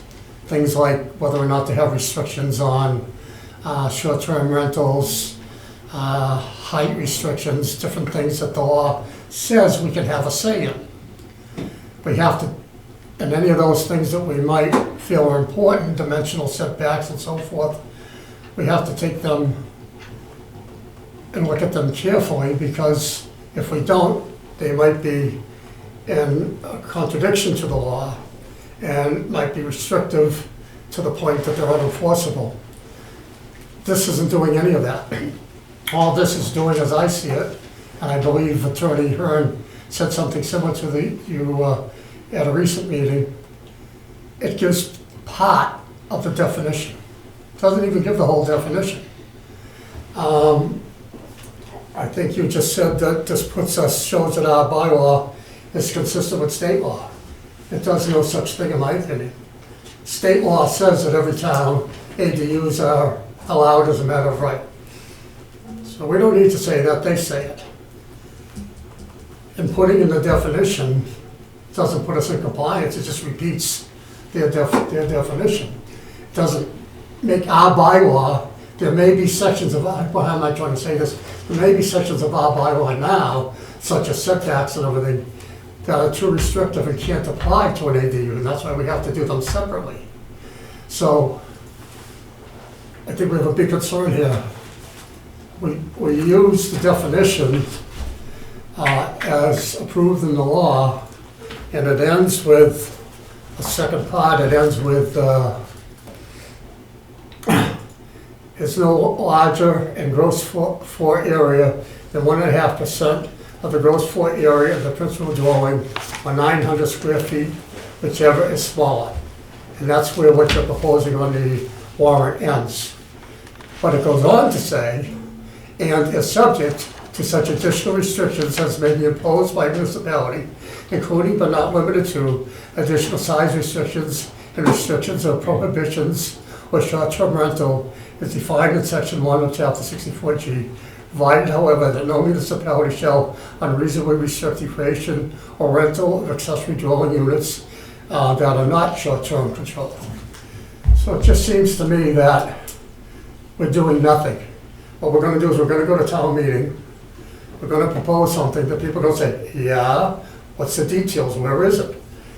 And we're gonna have some conversation and people are gonna feel strongly about certain aspects, they're gonna bring them up, and they're not here for us to address. If anything, we're gonna be having the planning board's public hearing at town meeting. Doesn't seem the right place or time to be doing that. The other part that seriously concerns me is what you just talked about, maybe the board's considering changing, that is, here you are proposing in all districts. The town's mood, I don't believe, is for zoning beyond what the law requires. The law requires it in single-family districts. It requires it in districts if there are single-family homes that are non-conforming already exist. It could go there. But to just open it up to all districts, including, this says all districts, doesn't say all residential districts, or commercial, manufacturing, everywhere in town, we're gonna start having ADUs built. It's dangerous, makes no sense. I'm opposed, and I think 90% of town would be opposed. So why you would be suggesting this, I just don't understand. They, I might point out that they had a first draft, their final regulations are in, I have them here. Their first regulations had a definition that sounded like was going to let it be in every district except women manufacturing. But they took that wording out, they changed that section. So they themselves recognize that you don't want it that broad in their definitions. And we should be very careful what we're doing here. I think I'm a little disappointed personally that when this first passed, we talked about having to get to this right away so we can have it implemented by February when it went into law, or shortly thereafter, which would have been our March town meeting. And your assistant was here and said, oh, we're going to get to that, we're going to get it done. We still haven't got it done. But at this point, putting something on the warrant in town meeting voting that doesn't actually do anything, doesn't give us anything, any regulations, any definitions of setbacks or anything else that we might want to control. There's very few things that they let us control, but this doesn't put any of those in play. So I just think we need to wait and do this, get it done right. There's a lot to look at as a community, whether we want these setbacks or whether we want to try to control some of these things or not. Some of the things on zoning, like I mentioned, short-term rentals, but they would be in this bylaw. So I think we need to do those first and come back in the fall finally and get it right. We can appropriate it, we can approve this now, but we still have to come back in October or as soon as possible because this does nothing for us, controls nothing. Thank you. I guess I was a little confused what, and Bill just kind of brought it to my light, I guess. Like if a gas station wanted to put a little apartment next door, they could do it by right? No. So. Just sorry. primary residence, No, right? Go ahead. So I think it addresses non-conforming residential units, basically that you touched on. So if there is a residence in a manufacturing zone, this would allow them to put in an ADU if it's already an If existing. there is a single family. Yeah, already, it's not saying, gas station now has an in-law, or O'Reilly Auto Parts now has an in-law attached to it. It's an accessory use, just to clarify, because I think that helps explain from a technical perspective kind of how that could be confusing, and I can see how it would be. An accessory dwelling unit is an accessory use, which means it's secondary. There has to be a primary use of the property, right? And so what this does is that it says, and this is kind of why having, right, the definition and having a section in our use table is helpful, because it clarifies this accessory use has to be coupled on a residential setting. It cannot be on a commercial setting. So the question actually about whether or not to allow it in non-commercial districts or in commercial districts or not, it's almost a 6 or half dozen, in some ways you're kind of saying the same thing. If you say no, right, no ADUs, you put N in the box for manufacturing and industrial and office, and Y in S1, S2, general residence. Even though you have a no in that box, it's still an accessory use. So if you have a single family home that's in the manufacturing district, they're pre-existing non-conforming, they would have the ability to apply under section 5.2 of our bylaw to the Board of Appeals to receive a special permit to change from one non-conforming use to the other. That would be permissible under our current bylaw by special permit. That would be true if you put BA, Board of Appeals special permit, in the use table or not. And if you put Y, it still couldn't be a new ADU without building a new single family home, which isn't an allowed primary use in that district. So it is a lot of different ways to say the same thing, that the ADU has to be coupled with a residential use, no matter where it is. The difference is if it's in a non-conforming district, you can impose a special permit requirement, whereas the state law does not allow us to require special permits in the residential districts. Does that make sense? It's kind of like an in-law. That's Yes, allowed by right. very much so. Okay. Yeah. Some of these are getting permitted now, right? Yep. And what's that process like? So it's a building permit. Again, there's no zoning relief that we can require. So the building commissioner has been responsible for enforcing the statute and the regulations. Mr. Plasko's point is accurate. The regulations in particular are far more strict than the statute was when it was passed. The definition that we used here was from the statute. The regulations are quite strict. And the standard that's being used in those regulations is that we have to consider an ADU as a protected use. The same way, and this is inserted in Section 3 of the Zoning Act, the same way we would consider any Dover Amendment tests. If you're familiar with the Dover Amendment, this is case law that allows for broad exemptions of local zoning requirements on protected uses, which are historically things like churches and religion, education. If a local zoning requirement would effectively disallow or prohibit one of these protected uses, then the local zoning cannot stand. That is the standard to which we are being told to require, ADUs in these residential districts. So to the question of why not do more, many of the additional regulations that Planning Board did contemplate last year before the regulations came out, we've since learned in the regulations would not be permitted. And even, the ones that broadly the regulations can suggest, generally they're saying you can impose dimensional requirements that are not more strict than that for single family homes. Like they've offered that as a bar.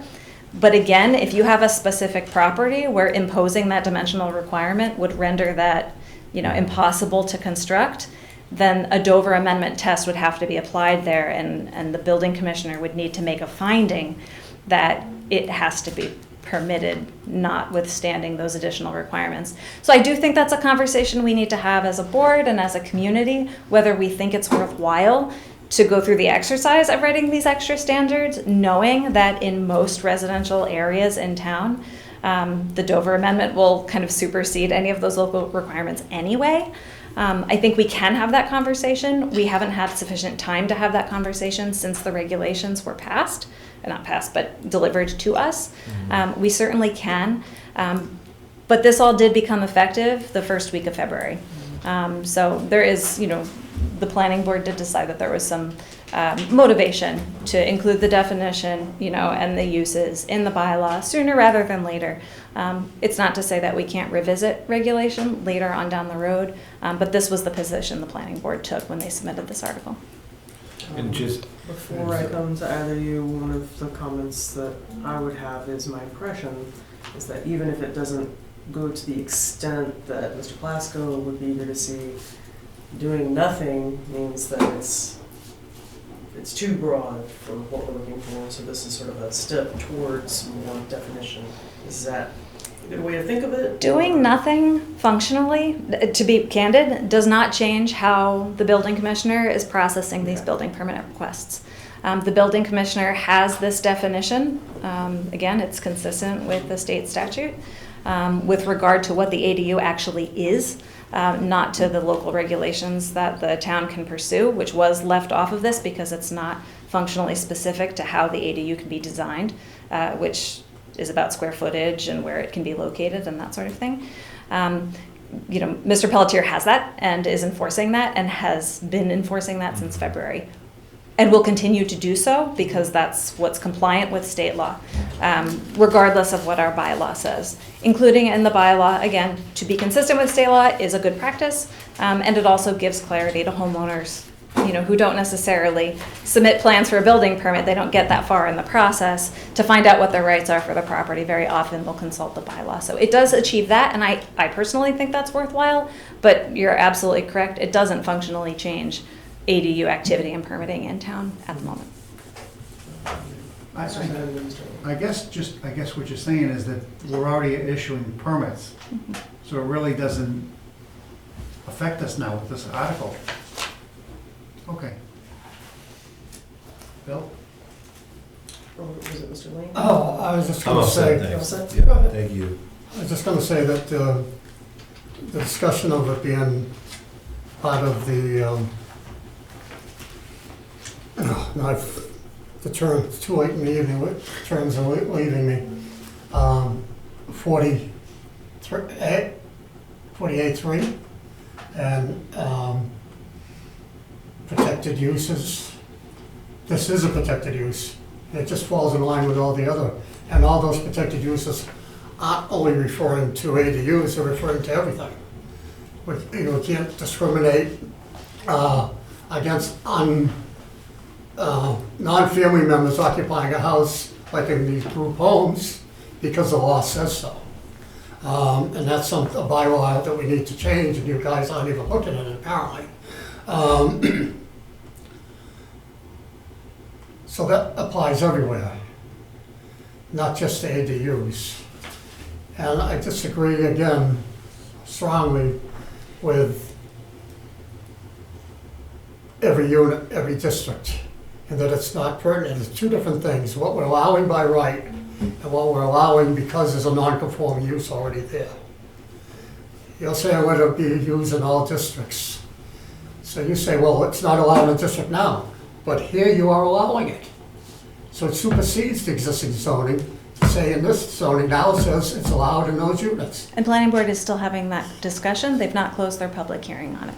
So I offer that because that is still an active discussion with the planning board and they have not finalized their recommendation on that. Thank you. Well, to Mr. Donnelly's point, that you give us credit for understanding this, I don't understand it a lot of times, and I think, my opinion is that's why they picked 5 people, and you give them a board, you get on a planning board, zoning board, that come with 5 different ideas, we're not all attorneys, and we look at it different. Sarah's much better with understanding.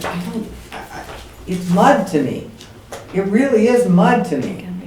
I'm uncomfortable with the state mandate. I'm uncomfortable with no guidelines. And again, Sarah's like, well, I have legal counsel and you can't do it. But I'm just, I don't know if doing nothing makes it worse, but the state saying that we have to allow this doesn't feel right to me.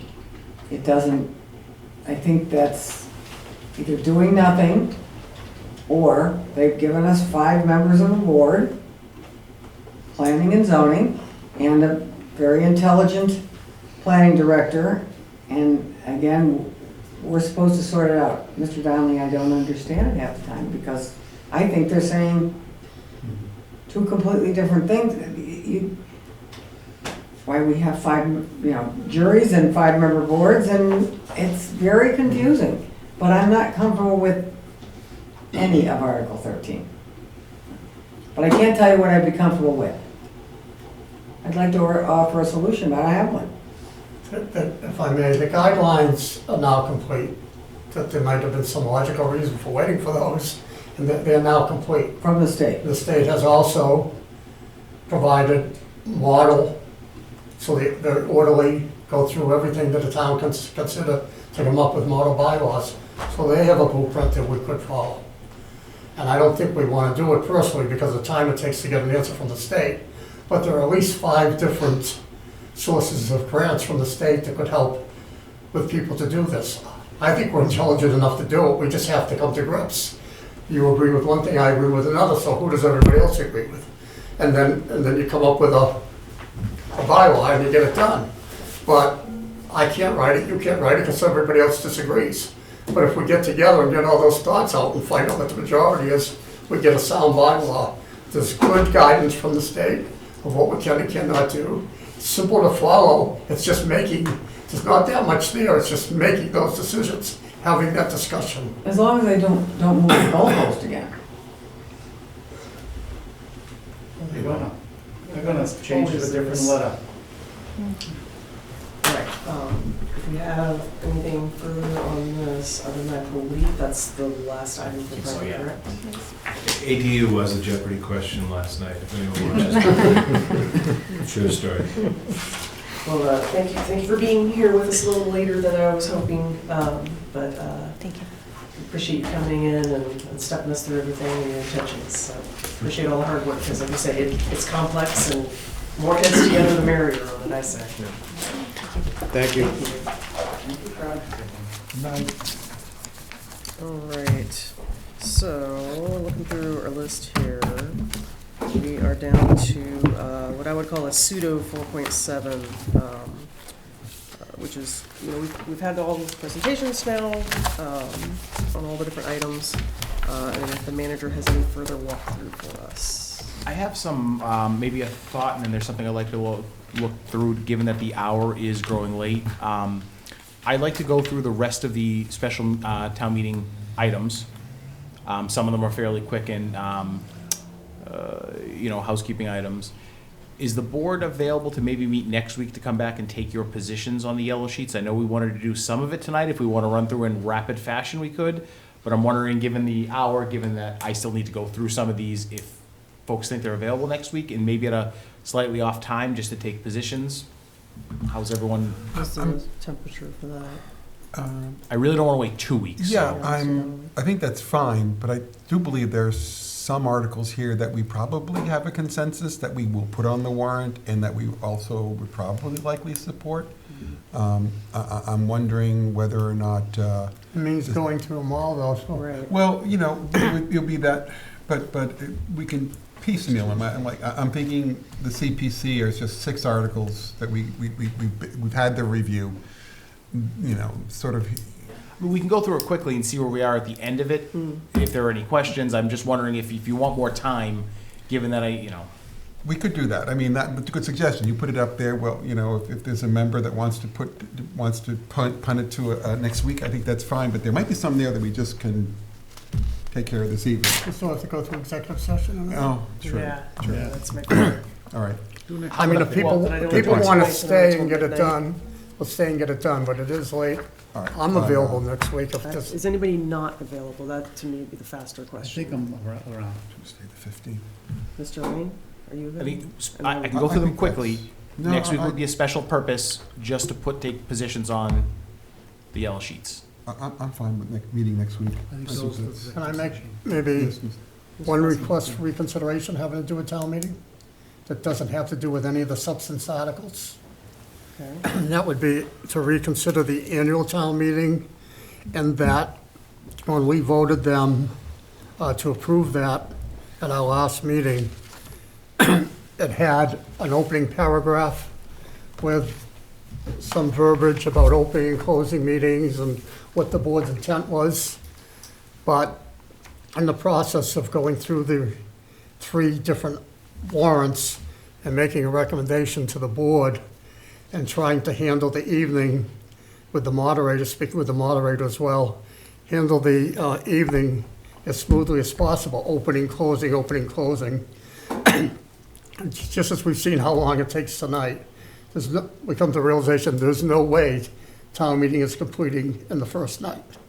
So to keep things simple, it's being recommended to you, assuming you agree, to have a number 1 special town meeting, an annual town meeting, and the second town meeting won't be called for the same evening, it'll be called for the 15th. Therefore, if you go along with that, there's no reason for that verbiage, it doesn't make any sense, it only confuses town meeting members, so we need to eliminate that verbiage.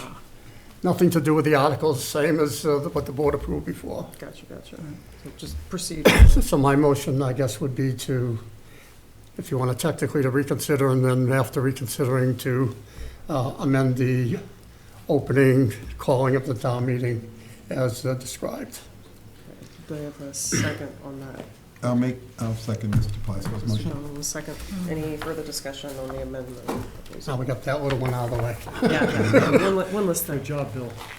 All right, I will take a vote on that motion. All in favor, please say aye. Aye. Aye. All opposed? Unanimous. All right, so I agree with you, Mr. Manager, in the sense of let's try to move through these, quickly go through them, but we will intend them to meet. Still come back. To still come back. So Article 1 on the special is just our closeout article, just to transfer for snow and ice. We weren't over, we were just over in one category and under another category. I thought we just said we would table these till next week. Taking votes on them, but we're going to run through them quickly to see if These are the there are ones we any haven't questions. reviewed yet. Yeah, just to see if there are any All the questions. ones we haven't reviewed yet? What's that? All the ones we haven't reviewed yet? Correct, yeah, we'll go through quickly if just. There's not that many of them, Yeah. I don't Yeah, believe. there's not. Some of the, most of these are hubkey. So any questions on Article 1? Transfers, no. Article 2, we discussed Special Ed Stabilization Fund. Article 3, we discussed.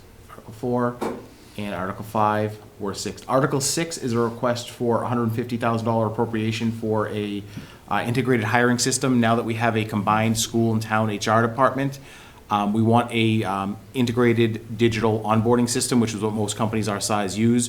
Right now, our hiring process is actually still entirely, realistically paper-based. People will send in resumes, they get emailed around. We shift them around, decide who to interview, and then we actually manually upload that information into our HR system. This would create a streamlined onboarding system for all town and school employees.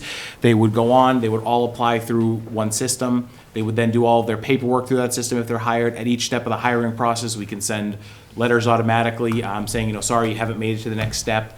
People can get access to the resumes and the materials. It'll then do their paperwork. That then feeds into the actual personnel system, and then on the back end, when they when they terminate out, it's all one digital electronic system. Right now, we're doing this all manually and putting it in. We've looked at different options. We want to continue with Munis, so everything is contained within one system. And a portion of this, this is all town and schools, and it also includes the school substitute teacher management system. They're looking at a new system. We need that to work, and the superintendent, the school IT director are on board with that. We need that to work with this system so that it is all together and digital. Just a quick question. Sure. Assuming this module is implemented, it does all that you've indicated there, would there be opportunity at some point down the line when it's operating to have fewer headcount in this department? I mean, would it replace? I don't think it would reduce the headcount. It would let the staff we have that currently do some of the recruitment and some of the HR generalist staff spend less time on manually entering paperwork and more time on the tasks that we need them to do. And again, it is simple as if we're hiring a DPW worker, they send in a resume, we take it in an email, it's all manual. It makes, it's just an efficiency improvement. My, Yeah. my recommendation is when we have efficiency improvements like this, especially ones that involve paying for software, that we try to estimate what our savings are by the result of doing that. It's like, yes, we're going to spend this much, but every year in perpetuity, we will now have this many hours less in this manual process. Sure, we can try to come up with that number. I mean, one of the challenges we always have is most of our departments are very small, so it's a great efficiency for a department of 5.5 people. That's always going to be 5.5. But as I said, everything we do is currently manual. So we want our recruiting person doing recruiting, not saying, "Great, I've got a resume. Okay, well, let me email them their forms, and then I'll email their forms back, and let me go to the computer and okay, they checked 5 for this." That it's still labor intensive. A lot of the cost has to do with the programming to make sure that all of our town and school employees all have the same data program the same way, and that the system flows into that naturally, because it's the hiring process, but it's making sure that the people we hire go right into our personnel system. Great. Other questions? Article 7, this is one that certainly the board may want to wait a week on. We got bids in for the water tank. The numbers came in higher than anticipated by about $3.5 million. We do have to do the project. We do have SRF funding, so we don't think we have time to just simply go out to bid. So we'll be looking to increase the borrowing by that amount. This is just fresh as of last week, but it looks like additional money is required for the water tank project. It's gonna be a hard time getting it through town meeting. We had a hard time last time. I don't know if in the end, the vote was difficult, but the discussion was. When we got the quote, did we first hire somebody to give us a quote, or did we make up the quote? No, we did. It's just, it's gone now. It's an 18-month process, and some of the prices that are coming back are just a little crazy on a few items. And Well, I guess the question then is why did it take 18 months for us to get out to bid? so we're going through that SRF process where we're getting the reimbursement from the state at the end of the project, and we don't start paying till the end of the project. So that naturally includes some delays in the process, as well as the general design takes quite a bit of time. We've had to design the new tank. Mr. O'Donnell? Could you just remind us, what was the budget for the project? I believe it was 12 to 13 million. I'd have to get the exact So it's number around for 12 you. to 13 million? Correct. More like 15 to 16? Correct. Okay. Other questions on this one? Article 8, compensated absences we talked about, capital stabilization we talked about, pension reserve we talked about. The closer on the special town meeting number 1 is, of course, unpaid bills article, $2,100 in our sort of standard unpaid bills. This number has been coming down. You'll see actually 3 of them are law firms that just tend to bill us a little bit late, or somebody does their billings a little bit late. Article 1 on the second special is a 3-year term for the town moderator. The suggestion has come up in the past, and it's recently sort of bubbled its way to the surface that it's the only 1-year term we have left. The norm is to have 3-year terms. The moderator would be a 3-year term. The current moderator would be running next time for a 3-year term, so this doesn't change the current 1-year term that the moderator was just elected to. Questions? Article 2 is authorizing the Board of Selectmen to enter into a pilot agreement with Tangent Development LLC. This is for the solar field at the landfill. I know the longest solar field project in the history of the planet Earth. But we're finally almost there. Town meeting needs to approve the Selectmen entering into a pilot agreement. The estimated value of that pilot agreement, they're pretty standard industry. It's about standard in the industry, about $480,000 over 25 years. Articles 3 and 4 are accepting portions of the HEROES Act, which is a recent state statute that just increases the amount. It provides for a cost of living adjustment for veterans' property tax exemptions, which would impact about 203 veterans in Norwood positively, and it allows an optional additional exemption that would apply to about 65 veterans. Doing both of these would cost about $75,000 a year. That comes out of our overlay, which we usually maintain a fairly healthy balance in. So what we would do is likely just add another $10,000 or $15,000 to the overlay over the next 5 or 6 years, just to make sure we're accounting for it. But we've long had a commitment to pretty much adopt any senior and veteran tax relief that we're able to under the statute. Questions? Good job. All right. Article 5 is a housekeeping article. It allows direct deposit for town employees. This is some state statute that we found our actually new auditors found that we never accepted. We've been doing direct deposit for probably 30 years. We polled Norfolk County. Most towns adopted this in the 80s or 90s, but there were one or two that realized they hadn't, like us, and have put it on their warrants. So it's just a housekeeping thing. Shows you that every auditor looks at something different because you've had it for 30 years. Yeah, they've never picked it up. It was one of the first things they We've said. had You an guys, audit each of those 30 years. yeah. Article 6 we discussed is a school project, and then I believe that's it because we are into the zoning. Sounds good. So, nice and quick, but I know at least one or two of these might require a little bit more thought. And then there's the CPA articles too, of course. Yes. So, approve some, wait till next week, what's the One of my consensus? questions was, are there any of them on the list that have a time sensitivity where if we delay a week, it's gonna set somebody else off balance from us having not come out with our positions No, if the tonight? delay is only a week. The 22nd would create a number of different problems in everything. If we wait till next week, we'll have everything queued up for next week. What's the most sensitive one, and maybe we just do that one tonight, if it's not one we think I mean, is if we gonna wanted be to a do huge the amount of annual, deliberation. if you're ready to vote on the CPA articles, and I'm getting the sense that some members are not, the annual would be helpful. If not, we can do everything next week as long as everyone's committed to doing it next week. I think approval of the annual is standard. I don't know. Well, we've the annual approved- we already approved. We And we, did, yeah. and we just We just amended have to that modify say the no. language. Yeah, this would be for the board's recommendations on the CPA articles, Oh, for but the- for the yellow sheet. Yeah, for the yellow sheet, sorry, I should have clarified it. I'm getting the impression Mr. Plasko would like to wait until he has some more information on those. And that's fine, like, I think we're all free, we can come back, we wanna go 2 weeks. But if we just wanna do the annual, But we approved the annual, sorry. yeah, Yes. the warrant has been approved, it's the yellow sheet It's and the the board's yellow sheet. positions, and it's really just for the CPA articles. The rest of the annual is the annual budget, which the board approved, so. yeah, then, all right, then I would say with CPA, I would be more comfortable going next week, because I feel like there's gonna be discussion and more Right. looking into things that people need to do between now and then. Okay, so we'll work on the time over the next day or two, but sometime next Tuesday, specifically to vote on yellow sheet positions. Any questions anyone has in the articles, the sooner you get them to me, the sooner we'll get them out to everyone, to make sure we're prepared for a more expeditious meeting next week than this week. Is there any procedural special sauce that I need to do to get the ball rolling, to get that meeting scheduled? Nope, we'll talk tomorrow or Thursday, and Great. we'll pick a time. Great. All right, then we are down to, any other action we need to take on warrant items before I move to our last little bits of housekeeping here? I don't believe so. All right, so we are down to the manager's update. We discussed the Central Street closure, we took care of that earlier. The Bernie Cooper Park is having a dedication May 9th at 4:30. And just a couple of hospital updates, the whole task force is gonna be taking a tour of the existing site in 2 weeks. I'm actually gonna try to get NCM down there to film that. So there'll be some good footage coming out of that. We are doing a joint task force meeting with the Neshoba Valley Task Force. We're still working to schedule that. I might have mentioned that a few weeks ago. That should be in the next, call it 10 to 14 days. And we finally have gotten the first set of data back from the state on ambulance runs. We're still running through it. It's like anything with the Commonwealth, took us a month to get back data that is ultimately supplied to them.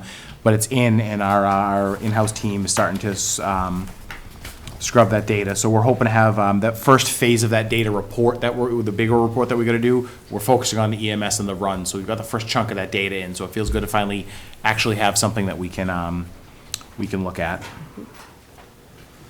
And that's it. All right, we will go to Selectmen's agendas. Why don't we start with Mr. Sad? Are you sure? No, I don't care. What do you want? Okay, start with Mr. Sad. No, I just have one thing. I want to congratulate the Capone family. Thursday night, Ruth Capone's grandson's playing in the Frozen Four for BU. So it's an exciting day for the night for the Capone family. Good luck and win. That's it, Madam Chairman. Thank you very much. Mr. Lane? Nope. Nothing to present. All right, short and sweet. Mr. Plasko? Unfortunately, one tonight, be as brief as I can. Back some time ago, when we considered a WIP initiative before the board, we talked about establishing a procedure. The WIP procedure is already spelled out by the state, but the first step, when it's locally, for us to deal with how we would deal with it. And we didn't really have firm guidance there. And we talked about setting up a set of policy or guidelines as to how we might handle any others in the future if they come before us. So back, actually, as far back as February, I took it upon myself to try to draft a proposal. It's very much considered a draft in all ways. In fact, in some spots, I'm going to hand out copies to board members. In some areas, you'll see that it's in bold and in parentheses and italicized, because that's like a suggestion. Do we want something like this or not? So I'm not actually even recommending it, but asking members to think about it, whether something like that should or shouldn't be included. So ultimately, we can say, we don't want anything. Yeah, this is great, or this is pretty good, but let's amend it this way or that way. But I didn't want it to go and maybe be totally forgotten, and then next time there's one before us, we're saying the same thing. So again, it's just a draft for members to review and be ready to comment on, and perhaps our next meeting or next couple of meetings down the road, we can put it on the agenda to discuss.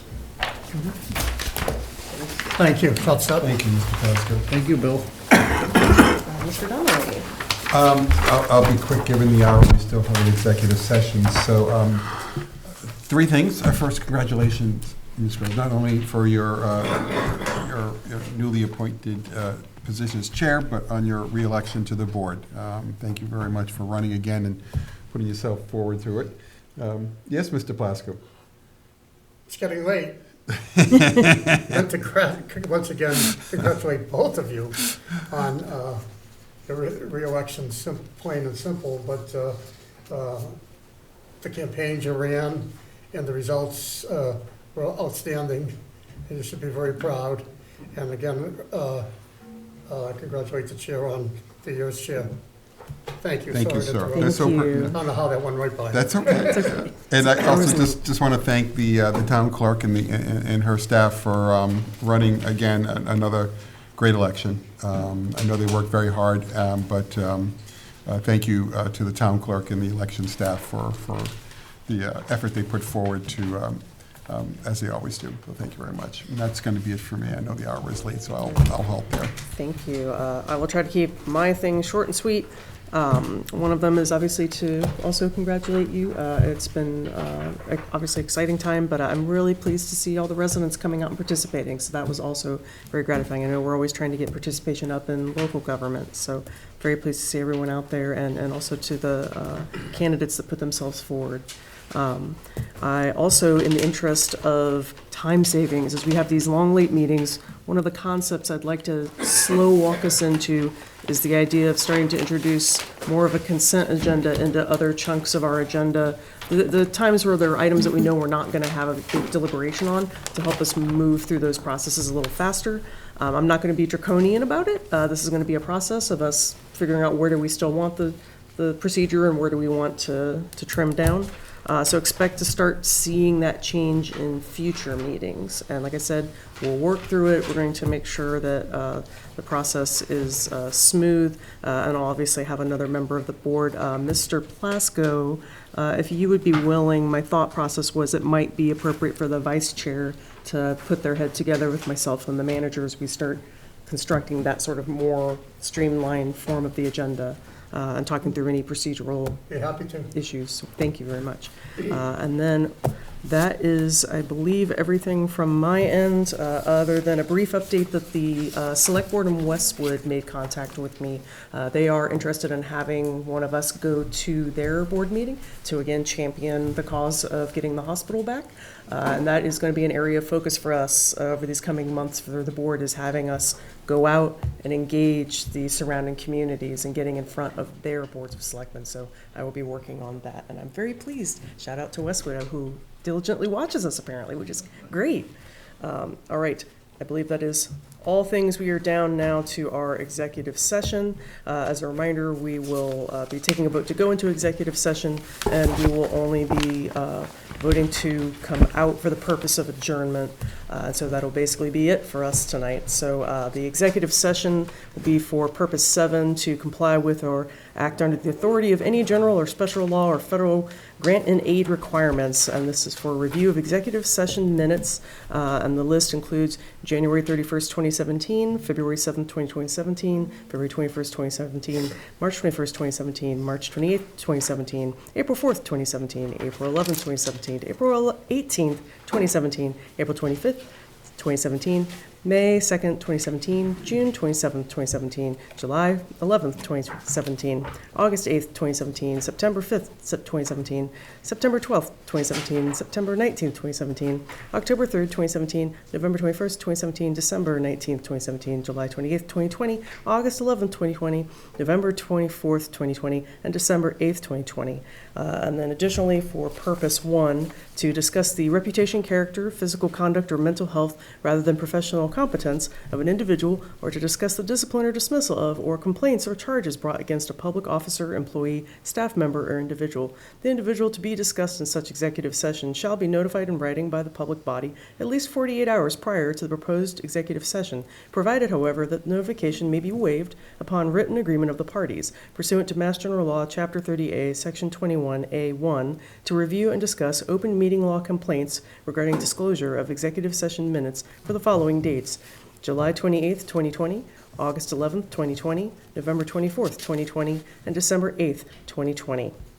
Do I have a motion to go into executive session? Made by Mr. Sad. Do I have a second? Let's say Mr. Plasko is the second on that. And I believe we will need a roll call for that. So on the motion, Mr. Sad? Yes. Mr. Lane? Mr. Plasko? Yes. Mr. Donnelly? Yes. Chair votes yes. So we will enter into executive session. Thank you, everyone, and have a great night. We'll see you next time.